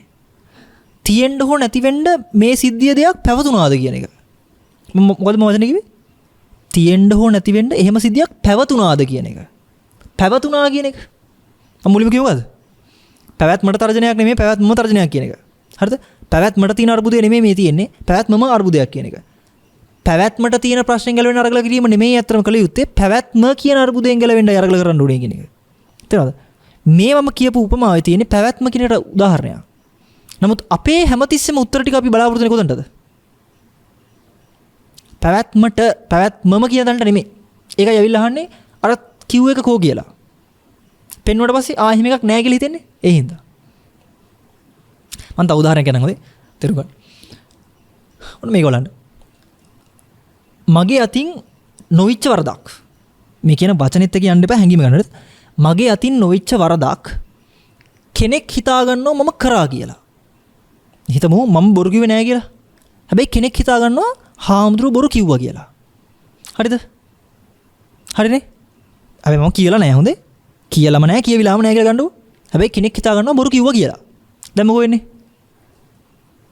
ඒ කෙනාට මාව පේන්නේම බොරුකාරයෙක් විදිහට. ඒ කෙනාට කවුරු හරි සම්බන්ධව නැත්නම් ඒ කෙනා කවුරු හරිත් එක්ක මේ මාතෘකාව, හාමුදුරුවෝ කෙනෙක් මාතෘකාව අදිනකොට මොකෝ වෙන්නේ? බොරුකාරයා කෙනෙක් නෝ නේද? ඒ බොරුවක් කිව්ව කියන්නේ එයා හිතන් ඉන්නේ. මොකද මං කිව්වේ? එයා හිතන් ඉන්නේ. ඇත්තට උනා නෙමෙයි හිතන් ඉන්නේ. හොඳ බලන්න මේක. ආයි ඔය උපදූපේ ගිහිල්ලා ආයි මල් ළඟට කෙනෙක් ඇවිල්ලා කියනවා හාමුදුරුවෝ ඔබ වහන්සේ කොච්චර බොරු කිව්වත් අපිට ඒක ප්‍රශ්නයක් නැහැ. එහෙම කෙනෙක් ඇවිල්ලා කියන්න බැයිද? පුළුවන් නේ. ඔබ වහන්සේ කොච්චර වැඩ කරත් අපිට ප්‍රශ්න නැහැ කියලා කියන්න පුළුවන් නේද? ඒක කොච්චර සාධාරණද ඒ කියන අර්ථය? ඒ අදහස කොච්චර සාධාරණද? කමක් නැහැ. ඔහොම තමයි මිනිස්සු අතින් බොරු කිය වෙනවා, වැරදි වෙනවා. ඒකට කමක් නැහැ. කියලා කෙනෙක් ඇවිල්ලා කිව්වොත් ඒක කොච්චර සාධාරණද? සාධාරණයි පින්වත්නි. ඒ කෙනාගේ ඒ දෘෂ්ටිය තියෙනකම්. එයාගේ මතයක් තියෙනවා බොරුවක් වැරද්දක් වුණා. හැබැයි ඒක කමක් නැහැ කියලා. ඒතර බොරුවක් වැරද්දක් වුණා කියන පදනම මතනේ එයා අදහස දක්වන්නේ කමක් නැහැ කියලා. ඒතර ඒ තාක් එයාගේ පදනම හරි. ඒ තාක් එයාගේ අදහස හරි. නමුත් ප්‍රශ්නේ මොකද්ද? එහෙම එකක් උනේම නැත්නම්, එහෙම එකක් වෙලාම නැත්නම් ඒ මිනිස්සයා බොරුවක් වැරද්දක් වුණා කියලා හිතාගෙන ඒම වුණාට කමක් නැහැ කියලා අනිත් පැත්තට කියන එක මෝඩයි. තේරෙනවද මං කියන එක? තේරෙනවද? ඒකයි දැන් මේ ලෝකේ තියෙන බොරුවක් ඒකේ හැටි තමයි කියලා හිතාගෙන හිත හදාගන්න එක හරියන්නේ නැහැ කියන්නේ. තේරෙනවද? අපි දැන් ධර්මයේ අහලා සත්‍යයක් අහලා අපි ගන්නවට අකල අදහසක්. මේක මුලාවක්, මේක ගත යුත්තක් නැහැ, මේක හින බොරුවක්. මේ රැවටලා ඉන්නේ. මම අර හීනේ කතාව වෙනුත් සමහරට ගන්න එහෙම තමයි. මේක හීනයක් වගේ. ඔහොමනේ අපි ගන්නෙ. ඒක අර වගේ එකක්. කමක් නැහැ. වැරදි වෙනවා මිනිස්සු අතින්. ඒක එහෙම තමයි වගේ අදහසක් ගත්තේ. ඒක වැරදි හොඳේ. පැහැදිලිද? අදහස ගැඹුරුයි තමයි හරිද? ඒ කියන්නේ වචනත් එක්කනේ කියන්න තියෙන්නේ. ඒක තම තමන් පුළුවන් තරම් ඔළුව දාන්න ඕනේ එකට. අදහසක් ගන්න හරි. මම කියමින් ආවේ ඉතින් අර ඉපදීම කියන එකේ ස්වභාවය ඒක හරියටම අර වගේ තමයි. ඒ කියන්නේ හීනයක් ඇතුලේ කෙනෙක් ඉපදුනොත් එයාට ඉපදීම කියන එක අහුවෙන්නේ නැතු වෙනවා. හරිද? ඇයි එයාට ඉපදීමෙන් පස්සේ ටික තමයි සවිඥානික වෙන්නේ. එයාට ඉපදීමෙන් පස්සේ තමයි ප්‍රශ්න පටන් ගන්නෙ. හරිද? ඉපදුනාට පස්සේ අපිට හැමෝටම ප්‍රශ්න තියෙන්නේ. ඉපදිච්ච නිසානේ අපිට ප්‍රශ්න තියෙන්නේ. ඉපදිච්ච නිසා තමයි ප්‍රශ්න තියෙන්නේ කියලා කිව්වට ඉපදීම ගැන අපිට වගේ වග නැහැ. මේ අපිට මූණ දෙන්න තියෙන ප්‍රශ්න ටික කොහොම හරි සමතේකටපත් කරන්න පුළුවන් නම් අපි ඒ වෙනුවෙන් කටයුතු කරනවා ජීවිතේ දීලා හරි. හැබැයි ඉපදීමමයි ඉපදිච්ච නිසාමයි කියන තැනදී. ඔන්න ඔය නිසා කියන වචනේ ඉපදුනාට පස්සේ කියන එකයි දෙකක් ඈ. ඉපදීම නිසයි ප්‍රශ්න ඉන්නේ කියන එකත් ඉපදුනාට පස්සේයි ප්‍රශ්න ඉන්නේ කියන එකත් දෙකක්. හරිද? ඉපදීමමයි ප්‍රශ්නේ කියන එක සමාන වෙන්නේ ඉපදීම නිසා ප්‍රශ්නවා කියන එකට. හැබැයි ඉපදීම නිසයි ප්‍රශ්නේ එන්නේ කියන එක තමයි අපි අද හිතලා තියෙන්නේ මේ අපිට තියෙන ප්‍රශ්න ඇති වෙන්න හේතුව කියලා. ඉපදීම නිසා ප්‍රශ්න එනවා කියන එක අපිට කියනකොටම තේරෙනවනේ. ඇයි ඒ? අපි අර නිසා කියන වචනේ ඉතර ගණන් ගන්නෑ. හරිද? ඔය නිසා කියන එක අපි හිතන් ඉන්නේ කොහොමද දන්නවද? ඉපදුනාට පස්සේ කියලා. තේරෙනවද? ඉපදිච්ච නිසා කියද්දි ඉපදුනාට පස්සේ මේ ටික ආව කියලා ගන්නෙ. හැබැයි ඇත්තටම ඔය නිසා කියලා කියන්නේ එක නෙමෙයි. මං හොයලා තිනවා මම මේ වචනේ කියන්නම්. ඔය අවිද්‍යාව නිසා සංකාර වේ කියලා අහලා තිනවද? අවිජ්ජාව ඇති කල්හි සංකාර වේ කියන එක. අවිජ්ජා පත්‍ය සංකාර කියලා කියන්නේ. අහලා නේ. ඔන්න ඔය නිසා කියන වචනේ පෙළදහම යොදලා තිනවා හොඳට. හැබැයි අපි නිසා කියලා හිතන්නේ මේකෙන් පස්සේ වුණා කියන අර්ථයට. ඒක වැරදි. පැහැදිලිද? හොඳට බලන්න මං කියන එක. ඉපදීම නිසා කියලා කියන එකේ අර්ථය තමයි ඉපදීම ඇති කල්හිම සියල්ල වෙනවා කියන එක. ඒතකොට ඕලන්ට බෑ මම කලින් ඉපදිලා ඊට පස්සේ මේ ප්‍රශ්නවලට මුහුණ දුන්නා කියලා කියන්න. ඉපදීම කියන තැනම ප්‍රශ්නේ තියෙනවා. පැහැදිලිද? ප්‍රශ්නේ මොකද්ද කියලා අහුවට පස්සේ අර්බුදයේ කොතනද තියෙන්නේ කියලා අහුවට පස්සේ අපිට උත්තරයක් විතර හම්බෙන්නේ හැමතිස්සෙම මොකද්ද? ඉපදුනාට පස්සේ අපිට ආපු ප්‍රශ්න ටික. නේ? මං කියන්නේ ගහුවොත් එimhe ඉපදීම ඇයි දුක? ඉපදීම ඇයි දුක කියලා අහපුවම මොකද කියන්නේ? වායසට යනවනේ, ලෙඩ වෙනවනේ, ප්‍රශ්න කන්න නැහැ, ඔය ටිකනේ කියන්නේ. ඒක ඇත්තටම ඉපදීම කියන තැන අල්ලපු අර්ථයක්ද නැත්නම් ඉපදුනාට පස්සේ අපිට මුහුණ දෙන්න වෙච්ච ප්‍රශ්නද? ඉපදුනාට පස්සේ. පැහැදිලිද? ඇත්තටම අන්තිමට ගත්තාම මරණයක් නෙමෙයි අපිට දුක, මරණයට පස්සේ දුක. තේන? හොඳ බලන්නේ හොඳේ. මරණය නෙමෙයි ඇත්තම සාමාන්‍ය මනුස්සයට දුක එක්කම මරණයට පස්සේ නැත්තම් මැරෙන්න ඉස්සෙල්ලා. මරණය කියන එකේ දුකක් පෙන්න ගන්න බැරුව යනවා. ඔන්නෝකට තමයි අර ජාතිය කියන එකට තව අර්ථයක් ගන්න පුළුවන් පැත්තක් හට ගන්නවා කියන එක. නැත්තම් සකස් වෙනවා කියලා කියන එක. හරිද? සැකසෙනවා කියලා කියන්නේ ඔන්න ඔය අර්ථයට. සැකසෙන ගතියම මෝඩයි කියලා කියන්නේ. හීනේ කතාව ලස්සන උපමාවක් එකට. බලන්න ඔයාලට තේනවද හීනයක් කියන එක සැකසෙනවා කියන එක? අපි කියන්නේ හීන පේනවා කියලා. හීනේ සැකසෙනව නේද? එනි හීනයක් තියෙනවා අපි හිල බලනව නෙමෙයිනේ. ඒ පැහැදිලිද? හීනයක් කලින් ඉඳන් තියෙනවා ඈ. අපි නිදාගත්තට පස්සේ අපි ඒකට යනවද? අපි හැරුණාට පස්සේ ඒ හීනේ තාම යනවද? එහෙම නැහැ නේ. හීනේ මොකද්ද? හීනේ තියෙන ස්වභාවය. සැකසීමක තියෙන්නේ. පැහැදිලිද මං කියන එක? හොඳට බලන්න අපිට අද හිතෙන්නේ ලෝකය මොන වගේ කියලාද? ලෝකය තිබුණා මම ඒකට ආවා. ඒකට මොන වගේද? හීනේ තිබුණා මම ඒකට ගියා. හරිද? අනිත් එක ලෝකේ තියෙනවා මම ඒකෙන් අයින් වෙලා මැරෙනවා. අර නිවන් දකින්න කියලා හිතන් ඉන්නේ ඒ වගේ තමයි. ලෝකේ තිබුණොත් මම නිවන් දකින්නවා. පැහැදිලිද? ඒකට මොන වගේද? හීනේ තාමත් තියෙනවා මම හැරලා ඉන්නේ. මං කියන්නේ පැහැදිලි නේද? ඕනියන් උදාහරණයක් මං කියන්නද? ඔයාලට දැන් හිතෙන්නේ නැද්ද? gedara ඒ තියෙන තැන තියෙනවා අපි ආව බනහන්න කියන එක. නේ? ආයි ගියොත් එහෙම ගේ තියෙනවා කියලා තේරෙන්නේ? තේරෙන්නේ නේද එහෙම? ඒකම තමයි ඔය. හොඳට බලන්න සැකසනවා කියන එකේ අර්ථය ගන්න තියෙන හොඳ නක්. හරිද? හීනයක් කියන එකේදී හීනයක් තියෙනවා දැනටමත් ඒකට මට යන්න බෑනේ. ඒක මොඩේ කියලා තේරෙන්නේ එහෙම කියනකොට. ඒ වගේම මම හැරුණාට පස්සේ තාම මේ හීනේ යනවා කන්ටිනියු වෙවි. මට ආයි නිදාගත්තාම පුළුවන් ඒකට ප්ලග් වෙන්න. එහෙම බෑ නේද? තේරෙනවද මේ ස්වභාවය? නිින්ද කියලා කියන්නේ මොන වගේද කියන්නේ? නිද්‍රාව කියන්නේ මොන වගේද? සිහි බුද්ධිය ඉවරයි අයින් වෙලා තියෙන්නේ. ඇලර්ට් එක අයින් වෙලා තියෙන්නේ. නිද්‍රාව කියන අහලා තියෙනවනේ නිද්‍රා ගතිය කියන එක නිද්‍රාශීලී කියලා කියන්නේ ඇත්ත දකින්න බෑ කියන ස්වභාවය. අවසිහිය වගේ ස්වභාවය. මොකක්ද වෙලා තියෙන්නේ? මෝහය කියන නිද්‍රාවෙන් නම් ඉන්නේ කෙනෙක්. මෝහය කියන නිද්‍රාවෙන් නම් කෙනෙක් ඉන්නේ. එයා හීනෙම නෙමෙයි දින්නේ. අන්න ඒකයි මම කිව්වේ. හරිද? උප්පත්තිය කියන්නේ නිද්‍රාවක්. ජාතිය කියන්නේ නිද්‍රාවක්. නින්දක්. නින්ද ගියොත්මයි නේද හීනේ පේන්නේ. ඉපදීම කියන්නේ නින්දක් නම් දැන් කොහොමත් ඉතින් හීනෙම තමයි. හරිද? මම එහෙම කියන එක වැරදි. මොකද නින්ද කියන්නේ ඉපදීමට නමක් නම් ඉපදීම කියන්නේ නින්දක් නම් එහෙනම් දැන් හීනේ ඉන්නවා කියලා කියන්න වෙන්නේ නැහැ නේ ඒ ඉන්න කෙනාට. නේ? හීනයක් දකින කෙනෙක්ට මේක හීනයක් කියලා පේන්නේ නැහැ නේද? ඒක හැබෑවක් නේද? හීනේ දකින කෙනාට ඒක හීනයක් නෙමෙයි ඒක හැබෑවක්. තේරෙනවද?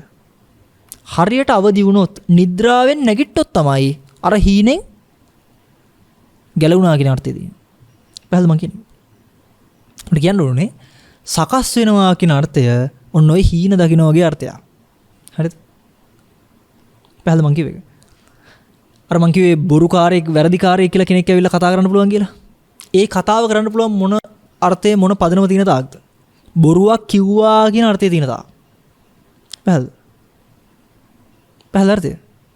අන්න ඒක තමයි සැකස්ම කියලා කියන්නේ. අන්න ඒකයි මම පටන් ගද්දිම කිව්වේ මෙතන තියෙන්නේ ප්‍රශ්නේ පැවැත්මේ නෙමෙයි. පැවැත්මට නෙමෙයි තර්ජනයක් තියෙන්නේ මේකේ. පැවැත්මම තර්ජනයක්. හරිද?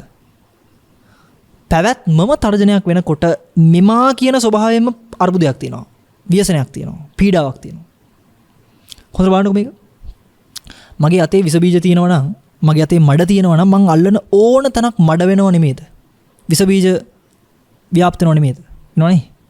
නිකන් හිතන්න මෙමා කියන ගතියම විස බීජයක් නම් මෙමා කියන ගතියම ගින්නක් නම් මඩක් නම් මම කොතනට ගියත් ඇවිලෙනවා මඩ ගෑවෙනවා ජරානවා. හරිද? මම ගිහින් වටේ සුද්ධ කරන්න හදනවා කියන එක ප්‍රායෝගික නෑ. මම යන්න මේක ඇවිලෙනවා වැඩි වෙනවා. තේරෙනවද? මේ පැත්ත සුද්ධ කරන්න ඇතුළට එන්න වටපිටාවත් පිරිසුදු වෙනවා. මේ පැත්තත් පිරිසුදු කරන්න පුළුවන් වෙනවා. පැත්තක තව. අන්න ඒ අර්ථයෙන් තමයි ඔක බලන්න ඕනේ. හරිද? එහෙන් බැලුවොත් තමයි ටිකක් ඔකේ අර්ථ ගන්න පුළුවන් වෙන්නේ. හරිද? මට තව තේරුම් ගන්න උපසරයක් කියන්නම්. මේක කතාවක් අතරම. මේකේ තියෙන්නේ බෝනික් එක්. හරිද? බෝනික් එක් තමන් කවුද කියලා හොයාගන්න ලොකු සටනක් දෙනවා. හරිද? මේ බෝනික්කා වටේම ලෝකේ වටේම ගිහිල්ලා අන්තිමට ලෝකේ ගොඩබිමේ සීමාවනේ මුහුදක් ළඟට එනවා. තාම අසරණයි දැන්. තමන් හොයාගන්න බැරි වුණානේ. මුහුදට කතා කරලා අහනවා මම කවුද කියලා ඔබට මට කියලා දෙන්න බැයිද කියලා. හරිද? මුහුද පැත්තෙන් මුහුදට පේනවනේ මේ ඉන්නේ කවුද කියලා. මුහුද පොඩ්ඩක් hina වෙලා කියනවා ඇතුළට එන්න කියලා. හරිද? බෝනික්කට. එනේ මුහුදට එන්න කියලා කියන්නේ. බෝනික්කට කිසිම හවුහරණක් නැහැ. අර මුහුද කියපු කාරණා පොඩ්ඩක් විශ්වාස කරා. බෝනික්ක හිමින් අඩිය තියලා ඉස්සරහට ගියා. යනකොට මොකද වෙන්නේ ටික ටික? බෝනික්කව දිය වෙන්න ගන්නවා. කකුල් දෙකෙන් නම් දිය වෙන්න ගන්නවා. ඒ දිය වෙන්න ගන්නකොට බෝනික්කට මෙච්චර කල් නොහැඟිච්ච ඊටාම සෞම්‍ය සාමකාමී නිරාමිස ප්‍රීතියක් එන්න ගන්නවා. මේ සැපේනේ මං හිව්වේ කියලා. ඒ කියන්නේ මොකද්ද? තමන්ව හොයාගත්තා කියන තැනට මනස එනවා. අන්තිමට මොකෝ වෙන්නේ? බෝනික දිය වෙලාම යනවා. බෝනික කියලා කිව්වට මං බෝනිකගේ ස්වභාවය කිව්වේ නෑ හොඳේ. මුහුද බය නැතුව බෝනිකට ඇතුළට එන්න කිව්වේ ඇයි? මේ බෝනික ලුණු බෝනිකෙක් හින්දා. හරිද? ලුණු වලින් තමයි බෝනික හැදිලා තිබ්බේ. හරිද? බෝනිකට උනේ තමන් කවුද කියලා හොයාගන්නේ. හරිද? ඉතින් තමන් කවුද කියලා හොයාගන්න හොඳම කෙනා අන්තිමට හම්බ වෙනවා මුහුද. මුහුද හැදිලා තියෙන්නේ ලුණු වලින්. බෝනික හැදිලා තියෙන්නේ ලුණු වලින්. හරිද? ඔන්න වගේ තමයි අපි තුලම හැඟවෙච්ච අපිටම ආවරණය වෙච්ච මම කිය තණ්හා නීවරණානම් අවිජ්ජා නීවරණානම් තණ්හා සංයෝජනනම් කියලා මුලින්ම කිව්වේ. අවිද්‍යාව කියන්නේ නොදැනුවත්කමනේ. නොදැනුවත්කම කියන්නේ වැහුණා කියන එක. අන්ධයි කියන එක. හරිද? බලන්න හොඳට කල්පනා කරලා අන්ධ කෙනෙක් හැමතිස්සෙම වාරුවක් ගන්න ඕනේ නැද්ද කොහෙන් හරි? අන්ධයි නම් අනිවාර්යෙන් මොකක් හරි දෙයක් අල්ලගන්න වෙනවා. අතගගා යන්න වෙනවා. අල්ලගන්නවා කියන්නේ මොකද්ද? තණ්හා සංයෝජනය. ඒකයි අන්ධයි නම් ඒ කියන්නේ අවිද්‍යාවෙන් යුක්තයි නම් බන්ධනය තණ්හාව යෙදෙනවමයි. තේරෙනවද මං කියන එක? නින්ද්‍රාවත් වගේ තමයි ඈ. නිදා ගන්න යම් තැනක ඇලවෙන්න බෑනේ. ඇලවුණොත් නින්ද යන්නේ. තේරෙනවද? නිදිමතත් එක්ක නිද්‍රාවත් එක්ක ඇලවීම කොහොමද වෙනවා? ඒ කියන්නේ අවිද්‍යාවත් එක්ක තණ්හාව යෙදෙනවමයි. පැහැදිලිද? අවිද්‍යාව තමයි තමන් සම්බන්ධව තියෙන නොදැනුවත් භාවය. හරිද? ඒ නොදැනුවත් භාවය සම්පූර්ණයෙන්ම දැනුවත් වෙනකොට මොකෝ වෙන්නේ? දියලා යනවා. පැහැදිලිද? මහමුද කියන්නේ නිර්වාණයට නමක්. හරිද? බෝනිකා කියන්නේ අපි හිතන් ඉන්න මේ මමත්වයට නැත්තම් ඊගෝ කියලා හරි මොන හරි වශයෙන් ගන්න පුළුවන් හොග. මේ ස්වභාවයට නමක්. පැවැත්ම නමක්. හරිද? ওই පැවැත්ම සම්පූර්ණයෙන්ම නිෂේධන වෙලා යනවා. පැවැත්මේ යථාර්ථය දැක්කහම. තේරෙනවද? බෝනික්කා තමන්ට වටිනාකමක් දීගෙන වටේම තමන්ව හොයන්න උත්සාහ කරන හැමතැනම තමන් හැදුනේ ලුණු වලින් කියන එක අමතකයි. හරිද? හැබැයි ලුණු බවට පත් වෙනකොට ලුණුත් එක්ක යා වෙනකොට අර සියලු වටිනාකම් ටික දීලා යනවා. බලලා. ඉතින් අද මම අර තණ්හාව ගැන කියපු නිසා මම පොඩි කාරණා ටිකක් කියන්නම් මේකත් තේරුම් ගන්න වටී කියලා. සාමාන්‍යයෙන් අපේ ජීවිතේ තණ්හාවට නිමාවක් තියන්න වෙන්නේ නැහැ කවදාවත්. කැමැත්තට බන්ධනයට ආශාවට තිතක් කොහෙවත් තියන්න වෙන්නේ නැහැ. කමාවක් තියලා යන්න වෙනවා. to be continued කියලා කියන්නේ. කියන්නේ දිගින් දිගට තණ්හාව ඉස්සරහට නයි. බැඳීම තණ්හාව ආශාව කියන එක නිමාවක් නොවෙන්නේ කවදාවත් මේ තියෙන දේවල් හෝ මේ ඉන්න මිනිස්සුන්ගෙන් හෝ ඉවරයක් වෙන්නේ නැහැ අපිට ලැබෙන දත්ත.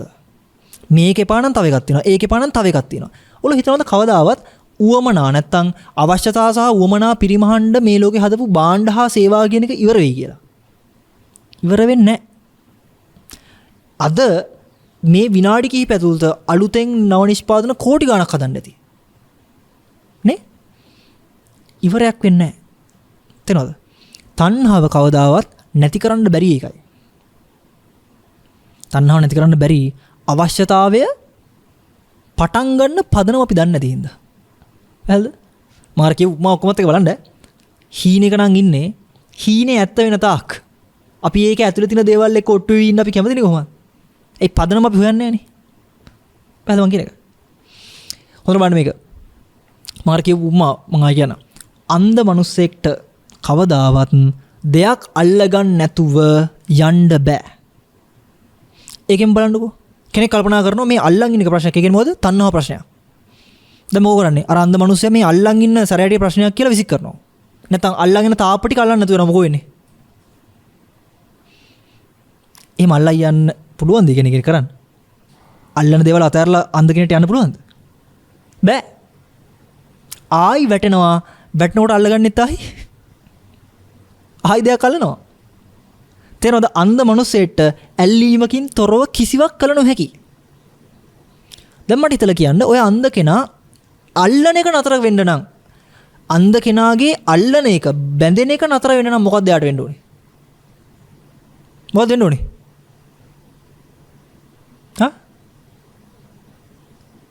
ඇස්සරෙන්න ඕනේ. ඇස්සරෙනකොට මොකෝ වෙන්නේ? කෙලින් අල්ලන්නේ නැහැ මොනවද? පැහැදිලිද මං කියන එක? ඔන්න ඔය ස්වභාවය අන්ධ කෙනෙක් ලෝකේ සැරිසරන විදියමයි අපේ ජීවිතේ. පැහැදිලිද? එහෙනම් මම ඉස්සෙල්ලා කිව්වා වගේ අපිට තියෙන මේ අර්බුද ව්‍යසන සියල්ලෙන් අපි ගැලවෙන්න සාමකාමීව අවෛරයෙන් නැත්තම් ගහ බැන ගැනීම වලින් තොරව මේකේ තියෙන පදනම නැත්තම් මේ භෞතිකයේ තියෙන අස්ථාවරත්වය යම් කිසි මට්ටමකට ස්ථාවර කරන අපේ දායකත්වය අපි සාමකාමීව දිය යුතු ඒකේ ප්‍රශ්න නැහැ. මොකද ඒක හැමෝටම ලොකු ලාභයක්. හැබැයි ඒ සියල්ල කරනකොට තේරුම් ගන්න අන්ධභාවය තාම ගැලවිලා නැහැ. මේක ස්ථාවර කරන්න ජීවිතේම දෙනවට වඩා උපරිම දේ වෙනුවෙන් කරලා ඒ ලැබෙන සහනය ඉතාම ඉක්මනට මොක කරන්න ඕනේ. තමන්ගේ පැත්තේ ඇස් අන්ධ ගතිය අයින් කරගන්න ඇස් දෙකට ආලෝකයක් ලැබෙන විදිහට ඇස් දෙක අරගන්න උත්සාහ දැරීම කළ යුතුම වෙනවා. නැත්නම් මේකන්දි මට එකක් කියන්න පුළුවන් ආයි ලියලා දීලා මේ සිද්ධිය ආයිත් මුහුණ දෙන්න වෙයි. හරිද? ඒක හරියට යුද්ධයක් කියවුණාට පස්සේ කොරෝනා වුණාට පස්සේ කන්න නැහැ. ඊට පස්සේ ආයි මොකෝ වෙන්නේ? ටික කාලයක් යනකොට කන්න ලැබෙයි. ඊට පස්සේ ආයි වසංගත. ආයි යුද්ධ. මම ළඟදී කල්පනා දැන් මගේ ජීවිත කාලය තුලද යුද්ධයක් අත්විඳලා තියෙනවා. යුද්ධයක් සම්බන්ධව අදහස් තියෙනවා.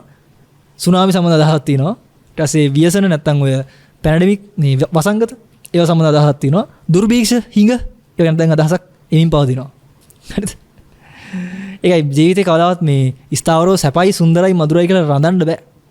හරිද? හොඳට හිතනවා නම් තමන්ගේ තියෙන මෝඩකම තේරෙනවා මිසක ඒ කියන්නේ මේ ඉපදීමේ කර්මය නෙමෙයිද ගෙවන්නේ කියන හොඳට තේරෙනවා. තේරෙනවද? ඒක රටකද ජාතියකද ආගමකද නෙමෙයි. ඉපදුනා නම් කාටවත් පොදු ධර්මතාවය. මම කියන්නේ ආයි මේ එකම චක්‍රයට වැටෙන්න හේතු කාරණා සපේ ගන්න එපා කියන එක. මොකද මේ ගින්න පත්තු වෙන්නේ දර තියනකම් දර ටික අයින් කරන්න පුළුවන් විදිහ කියලා තියෙන්නේ සාසනය ඇතුලේ. හරිද? මාර්ගයේ පනවල තියෙන්නේ. යන නොවන එක විතරයි තමන්ගේ පැත්තේ ඉන්නේ දැන්. ඉතින් මම ඒකයි කිව්වේ අරගලේ හිටපු හොඳම පුරෝගාමී පෙරටුගාමීම නායකයා දුන්න සැලැස්ම තාම තියෙනවා. ඒක අනුගමනය කළ බොහෝ දෙනෙක් අරගලේ ඊටාම සාමකාමීව උත්කෘෂ්ටව ජයග්‍රහණය කළා තියෙනවා. ආයි අරගල කරන්න එන එකක් නෑ ඒගොල්ලෝ කවදා. මහරහතුන් වහන්සේලා රහතුන් වහන්සේලා ආර්ය උත්තමයන් වහන්සේලා ආයි එන්නේ අරගලේට. අරගලේ සියල්ලම සුන්නත් දුරි කළා තියෙනවා. බුදුහාමුදුරුවෝ මතක් කරා අරගලේ දින්න වෙලාව තණ්හාව කියන වඩුව දැක්කා කැණිවල සුන්නත් දුරි කරා කියලා ආයි නෑ. හරිද? ඉතින් අන්නේ සිහනාදේ කරන්න හැමෝටම පුළුවන් කාලයක් මේක. ඒ නිසා මේ බාහිර තියෙන භෞතික ප්‍රශ්න වලින් පන්නරයක් ගන්න කොහෙවත් වැටෙන්න එපා. හරිද? නොකා නොබී මැරෙන්න වුණත් ඒ ගැන වෛරයක් ඇති කරගන්න එපා. මොකද ඉපදිච්ච නිසායි ප්‍රශ්නේ. වෙන කවුරුත් මේ ප්‍රශ්නෙට හේතුව තමයි. අර්බුදේ නිර්මාණ කරුවා තමන් හොදේ. කවුරුත් නෙවෙයි. ව්‍යසනේ නිර්මාතෘ තමයි. හොයාගන්න බැරි වෙච්ච එකයි දුකෝගේ. තමන්ට තමන් හොයාගන්න බැරි වෙච්ච එකේ විපාක ගෙවන්නේ කියන එක තේරුම් ගන්න. තේරෙනවද? අද හිව්වේ නැත්තම් අනාගතෙත් ඔය කට්ටම කණ්ඩ වෙනවා කියන එක තේරුම් ගන්න. හරිද? කවදාවත් අවුරුදු කණ්ඩ වෙන එකක් නැහැ මේ යන විදිහට ගියොත්. හරිද? එහෙනම් හැමෝටම මට මතක් ගන්න තියෙන්නේ ලැබිච්ච මනුෂ්‍ය ජීවිතේ කලාතුරකින් ලැබෙන්නේ බුදු පියාණන් වහන්සේ නමක් පහළ වෙලා ඉන්නේ අතිශයින් කලාතුරක. මනුස්සෙක් වෙලා ඉන්න කාලෙක බුදුවරයෙක්ගේ ආශිර්වාදය ලැබෙනවා කියන්නේ ඊටාම කලාතුරක්. හරිද? ධර්මයක් ජීවමානයි කියලා කියන්නේ අතිශය කලාතුරකයි. සංඝයා වැඩ ඉන්නවා කියන්නේ අතිශය කලාතුරකයි. සිවුරු පොටක් දකින්න ලැබෙන අතිශය කලාතුරකයි. හරිද? ඒ නිසා එවැනි අති දුර්ලභ අති විශේෂ කාලයක ඉපදිලා තියෙන්නේ. එවැනි කාලයක වටපිටාවේ තියෙන අනුම්මත්තේ නැහෙන ජීවිතවලට තමන්ගේ ජීවිතේ බිලි දෙන්නේ නැතුව තමන්ව ගොඩ දාගන්න නැත්තම් ආත්මාර්ථය පිණිස හරිද ගැලවීම පිණිස නිවීම පිණිස හැමෝම උත්සාහයක් විරවීරයක් ගන්නව නම් ඒක තමයි හොඳම දේ කියලා මට මතක් කරගන්න තියෙන්නේ. ඒ දේ කරනකොට තමන්ව හොයාගන්න උත්සාහ කරනකොට මේ වපසරිය ස්වභාවයෙන්ම තමන්ට අවශ්‍ය ඒ හයිහත්ය දෙයි. හරි? එහෙනම් හැමෝටම මේ අත්ලා තියෙන ව්‍යසනකාරී තත්ත්වය ඉතාම ඉක්මනට පහ වෙලා හැමෝටම ශාස්ත්‍රීය වටපිටාවක් ලැබෙන්න කියලා අපි සියලු දෙනා ප්‍රාර්ථනා කරන එක හිතින්ම හැමෝම වෛරී චේතනා අයින් කරලා මෛත්‍රියෙන්ම මේ කටයුතු කාරණා කරගෙන ඉතාම ඉක්මනට සාමකාමී වටපිටාවක් ලැබේවා කියන ආශිර්වාදයත් එක්ක ඒ වගේම හැමෝටම සිහිපත් කරන්න ඕනේ මේ කාලේ ලේසි නැතුව ඇති මම හිතන්නේ බණක් එහෙම අහන්නත්. මොකද බණ අහන මානසිකත්වය නෙමෙයි දැන් කාටවත් තියෙන්නේ. සත්‍යයක් හොයන එකට වඩා මේ තියෙන ප්‍රශ්න වලට මිනිස්සු උත්සාහ කරන්නේ. හැබැයි ඒ සියලු ප්‍රශ්න වලට ලැබෙන උත්තර ස්ථාවර නැහැ, తాවකාලිකයි කියන එක තේරුම් ගන්න. එහෙම වුණොත් තමන්ගේ ජීවිතේ මීට වඩා දේකුත් හොයන්න ඕනේ කියන දඬ මනස ගෙනෙයි. හරිද? ධර්මයක් අහන්න ලැබෙන ඊටම කලාතුරකින් හොඳයි. සද්ධර්මයක් ඇහෙන වෙලාවක කනක් මේ වගේ ප්‍රകൃතිව නිරෝගීව තියෙන කලාතුරකින්. හරි. එහෙනම් තමන්ට ලැබිච්ච මේ ජීවිතේ, තමන්ට ලැබිච්ච මනුෂ්‍ය ජීවිතේ නිකරුණේ නාස්ති කරගන්න එපා. හොඳම වාහනයක් ලැබිලා තිනවා හොඳටම යන්න. ඒක තැන් තැන් වල මේ කටු අකුල් වලයි මඩවල වලයි ප්‍රපාත වලයි හප්පගෙන නාස්ති කරගන්න එපා අපරාධේ. හරිද? ගැලකට තරුණ ආඹර වස්සෙක් බැන්දොත් එයාට කොච්චර වරක් දුන්නත් තරහ යන්න පුළුවන්. හැබැයි කරත්තේ හානි කරගත්තොත් නාම්බ කොච්චර තරුණ වුණත් හයිය වුණත් පොඩ්ඩක් ඇද්දගමන් කරත්තේ කැඩලා යනවා. තේරෙනවද? ඒකට පත් කරගන්න එපා ජීවිතේ අර ලස්සන උපමාවකුත් ඉන්නේ පණනම් තනාග පිනිවිදු වෙන්නේ කියලා. තේරෙනවද? කිමනේ සුදෙනෙනි කිම වීරිය නොකරන්න කියලා තිනුවේ. ඇයි වීරිය කරන්නේ නැත්තේ කියලා අහන තැනක් ඕක. ඉතින් ඒ වීරිය තම තමන්ලාගේ පැත්තෙන් නැගේවා හැදේවා කියන කාරණා මතක් කරනවා. ඒකට හැමෝම තම තමන්ගේ උපරිම ශක්තිය ධෛර්යය වීරිය නොපසවඩ උත්සාහය සත්‍ය වෙනුවෙන් සත්‍ය හොයන්න සත්‍ය වෙනුවෙන් ජීවිතය ගබරන්න සියලු දෙනාටම අවස්ථාව වඩපිටාව ලැබේවා කියලා අපි සියලු දෙනාම ආශිර්වාද කරනවා. මනුෂ්‍ය ජීවිතය ඊටාම කෙටි කාලයක් ඇතුළත අපි මේ සියලුම යුද්ධ මැද්දේ අරගල මැද්දේ අර්බුද මැද්දේ අපේ ජීවිතය ගත කරන්නේ. කාලය ගෙවෙනවා කිසිම පාඩුවකින් තොරව මොනවා වුණත් ඔරලෝසුව නවතින්නේ නැහැ. ඒ හින්දා කාලයට පරදින්න නැතුව කාලය අතික්‍රමණය කරලා අකාලික ධර්මයටපත් වෙන්න අකාලිකත්වයටපත් වෙන්න හැමෝගෙම ප්‍රඥාව අවදි වෙන්න හැමෝම වීරිය ශක්තිය ධෛර්යය ඒ තමන් කළ යුතු උත්සාහය අඩුපාඩුවක් නොකරම කිරීමට අදිෂ්ඨානයක් ප්‍රාර්ථනාවක් තියාගන්න. ඒක තමයි හැමෝටම තියෙන ලාභය. සසර සුවවත් භාවයටත් සසරින් එතර වෙන්නත් ඒක තමයි තියෙන එකම ලාභය. සත්‍ය සෙවීම නවත්තන්න නැතුව හොයන්න මිනිස්සෙක් වෙන්නේ කලාතුරකින් කියන එක නිරන්තරයෙන් තේරුම් ගන්න. එහෙනම් අනවශ්‍ය දේවල් වලට කාලේ නාස්ති වෙනකොට ඇත්ත හොයන්න උත්සාහ කරන්න හැමෝටම ලාභයක් වෙයි. ඊසෙන් වෙත්වා කියලා ප්‍රාර්ථනා කරමින් අපි දේශනාව හමාර කරනවා. හැමෝටම තෙරුවන් සරණයි. හොඳයි හැමෝම වන්දනා කරගන්න ආශිර්වාද කරනවා. සබ්බේතියෝ විවජ්ජන්තු සබ්බ රෝගෝ විනස්සතු මාතේ භවත්වන්තරායෝ සුඛී දීඝායුකෝ භව භවතු සබ්බ මංගලං රක්칸තු සබ්බ දේවතා සබ්බ බුද්ධානුභාවේන සබ්බ ධම්මානුභාවේන සබ්බ සංඝානුභාවේන සදා සුත්තිහි භවන්තු තේ දුක්ඛප්පත්තාච නිදුක්ඛා භයප්පත්තාච නිබ්බයා සෝකප්පත්තාච නිසෝකා හොන්තු සබ්බේ පිපානිනෝ අභිවාදන සීලිස්ස නිච්ඡං වද්ධාපචායිනෝ චත්තාරෝ ධම්මා වඩ්ඩන්ති ආයුවන්නෝ සුඛං බලං ආයුරාරෝග්‍ය සම්පatti සග්ග සම්පatti මේවච අතෝ නිබ්බාන සම්පatti මිනාතේ සමිජ්ජතු. සෑම සියලු දෙනාටම යහපතක් සුභ සිද්ධියක් අභිවෘද්ධියක් බවට පත් වෙත්වා. සියලු දෙනාම නිවනින් වෙත්වා. සුවපතය. ද්වේෂක්ඛයෝ නිබ්බානං